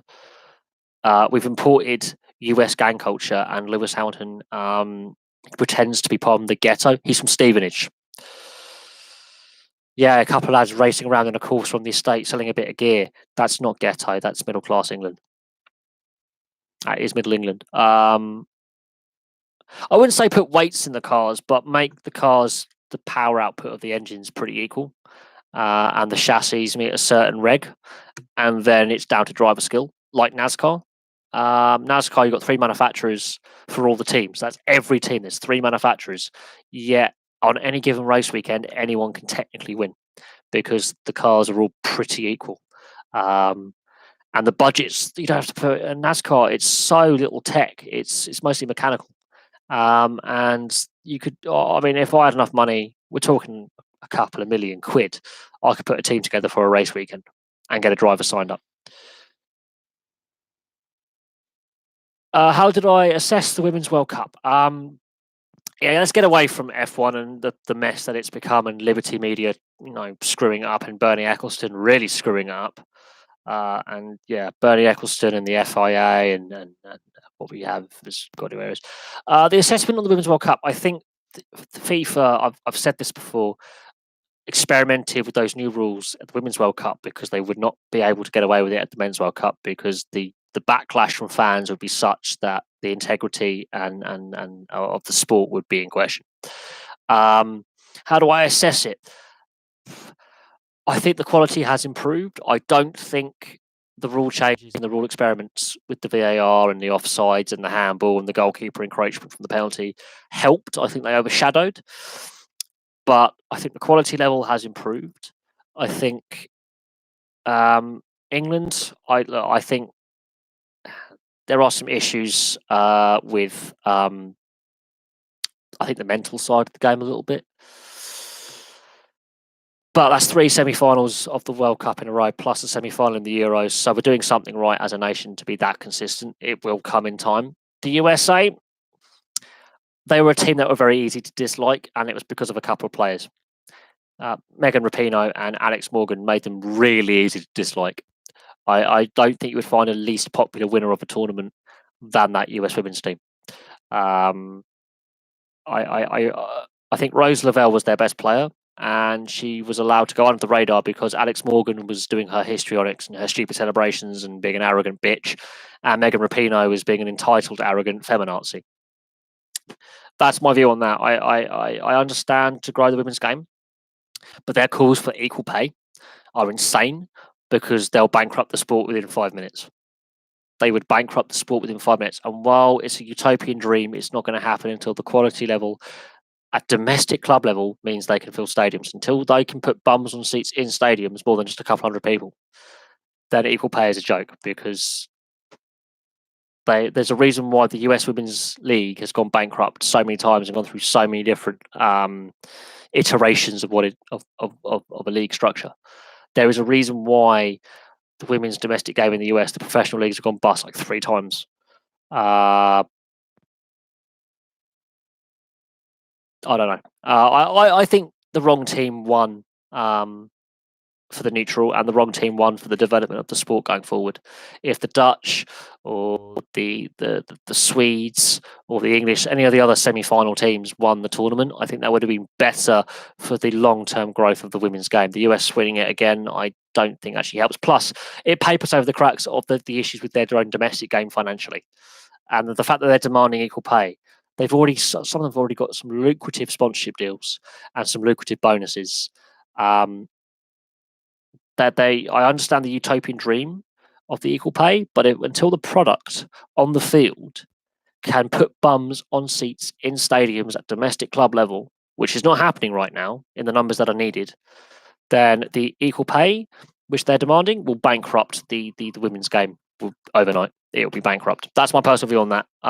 That's not me being sexist. I actually really enjoyed the tournament, but I think women's football's got a long way to go before they can get the pay gap closed. The equal pay argument in tennis, you have mixed doubles tennis. You've got Serena and Williams and Andy Murray playing in the mixed doubles. Jamie Murray plays doubles, both mixed and men's. If you have mixed doubles, then yeah, I think that makes it easier for the tennis argument, but the women play less sets in the Grand Slams. They play a maximum of 3, whereas the men play a maximum of 5 at Grand Slam level. So that is a flawed argument, but it's a less flawed argument in tennis and in golf, so to speak, than and things like badminton and squash and other sports where you have mixed doubles events than in football. Equestrian sports, there is no women compete on a level playing field with men. There are less women jockeys, but they compete on a level playing field in horse racing and equestrian sports. So they get equal prize money. But in other sports, there is an issue. But at the same time, to deserve the pay, you have to put the product on the field, on the ice if it's ice hockey, on the court. The women's basketball, for example, the women's NBA, hasn't turned a profit in the 20 years it's been going. And I cannot name you a single female basketball player. Can't name a single one. Can't name you a single one.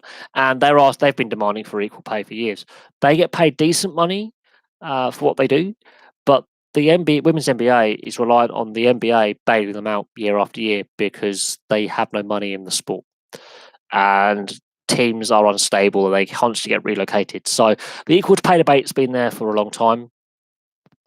But I think, eventually the quality levels in women's professional sport will improve to a point where they will get paid more. But until they can have a sport that can turn a profit, and when I say turn a profit, I mean a large profit, get a good, decent TV deal, have the quality level improve massively, and fill out arenas and stadiums and courts and ice rinks, then they're still going to be lagging behind. And it's to do with market forces. It is to do with the market. You pay for a product, and the product is not worth paying the money for. And if they want to have their equal pay argument and demand it, and then they get it, their sports will be bankrupt within hours. They will be bankrupt, and then they're out of a job. So it's double-edged sword. It's a catch-22. There is no real winner at this stage, but until the product improves to a point where they can fill out arenas, I don't know. Tennis, it's more of a complex one because they play the mixed doubles, and when you've got mixed doubles, then you should possibly get a more equal or a closed gap in prize money. Some tournaments do it, some don't. At the end of the day, again, I'm not a sports administrator. I'm not the person who sets the prize money out. I'm a sports fan. And while I've played some sports at amateur level, again, I can't comment on the structures of sport, and I can't comment on the pay structures and the sponsorship arrangements and the arguments for equal pay, because it's got to become the product of what can be sold. And the women's tennis is getting there. I think women's tennis and women's golf could be the leaders in reducing the pay gap. But again, it's prize money, not salary. Because it's an individualistic sport, it's prize money, not salary. And that's a big difference. Big difference. Because the player depth in the men's game is so deep compared to the women's tennis depth, although the women's depth is growing, there's more talented men's players. There's more players who are men anyway. It's an interesting one. I'm going to finish on this. What sports do I hate? I'm not a big fan of baseball. I'm not actually a massive fan of basketball, although I will do videos on basketball and baseball. But baseball, I really don't watch. It sends me to sleep. I will casually watch a game, but it does generally send me into a coma. Basketball, I've really gone off basketball. Football, or soccer, depending on where in the world, is definitely gone down my lists of sports that I enjoy. Motorsport is a wide branch. There are certain types of motorsport I prefer than others. I like NASCAR. I like touring cars. I like motocross. I like rallying. I like superbikes. MotoGP, again, paywall. You put a paywall in the way. Ultimate in Grand Prix motorcycle racing is taken off free-to-air TV. Well done, BT Sport. Well done very much. You're slowly killing off another sports fan base. But I like my superbikes. Love my superbikes. And I like my motocross. Really love my motocross. I love my touring cars. Love my NASCAR. I love my rallying. Love my rallycross. Anything where it's a pretty even playing field where anyone can beat anyone. That's why I like superbikes. That's why I like touring cars. That's why I like rallying. it's just a more equal playing field than things like MotoGP and F1. The guy at the back of the grid, it could be a wet race, he could go to the front. It could be a big crash in the first couple of corners. There just could be the way the track is. It just suits, Um, I wouldn't say I hate a sport, but there are some sports that I don't have an interest in, if you get what I mean. I understand why people like them, I understand why people watch them and why people participate, but there are some sports that I just generally find dull. It's the best way I can describe it. F1, I've definitely gone off, and I think there are issues with F1 that I think are killing the sport, strangling it. Same with IndyCar. I much prefer NASCAR over IndyCar, even though they use the same circuits. It's just single-seater car racing. I just do not enjoy. I really don't enjoy single-seater racing because the aero packages just ruin the. You can't pass easily. You can't follow easily. It's madness. I'll finish on this. Who's winning the Cricket World Cup? I'm going to go for New Zealand. I'm going to go for a dark horse in the Black Caps and go for New Zealand. I honestly think that they are being underestimated for the last 4 or 5 years. I think they have the talent to do it. They've definitely got a winning bug. They're definitely I think the most improved out of the 4 teams, both in T20, One Day, and Test cricket. The Kiwi program for cricket is pulling off wonders for such a small player base and such a small population size compared to Australia, compared to India, compared to England. They are working miracles with finite resources in New Zealand, and they've definitely got them going on the right track. A New Zealand England final would be brilliant, would be absolutely brilliant. But an Australian New Zealand final would be just as good, because that is a real rivalry there. But I think India are the holders. I think New Zealand are the dark horses. England, Australia, the oldest of enemies. I think that was an expected Final Four. That was an expected Final Four. I think you would be hard pressed to bet against that as the semi final participants. You really would. But I've got to go now. I've got to eat some food. I've got to get some petrol for my bike for work tomorrow. So I've got to do a few things before I go to bed. But thank you for all the questions this evening. There's been some really, really good ones. A lot of topics covered. A lot of topics covered from a variety of sports, which is always good to see. And the fact that we ended on a cricket note and we started on an ice hockey note means we've gone from a summer sport, or from a winter sport to a summer sport, and we've gone full circle with all the other sports in between. There are more videos coming. I've got some videos planned in the pipeline, and of course Wimbledon. Who's going to win what? Is Andy Murray going to win the mixed doubles Grand Slam? That'll be interesting because his brother Jamie, his brother Jamie in the doubles has 6 Grand Slams to his name, and he's only got, I think, 3. So Jamie Murray is actually the more successful of the 2 brothers when it comes to Grand Slams, but no one really pays attention to Jamie Murray because he's the other brother.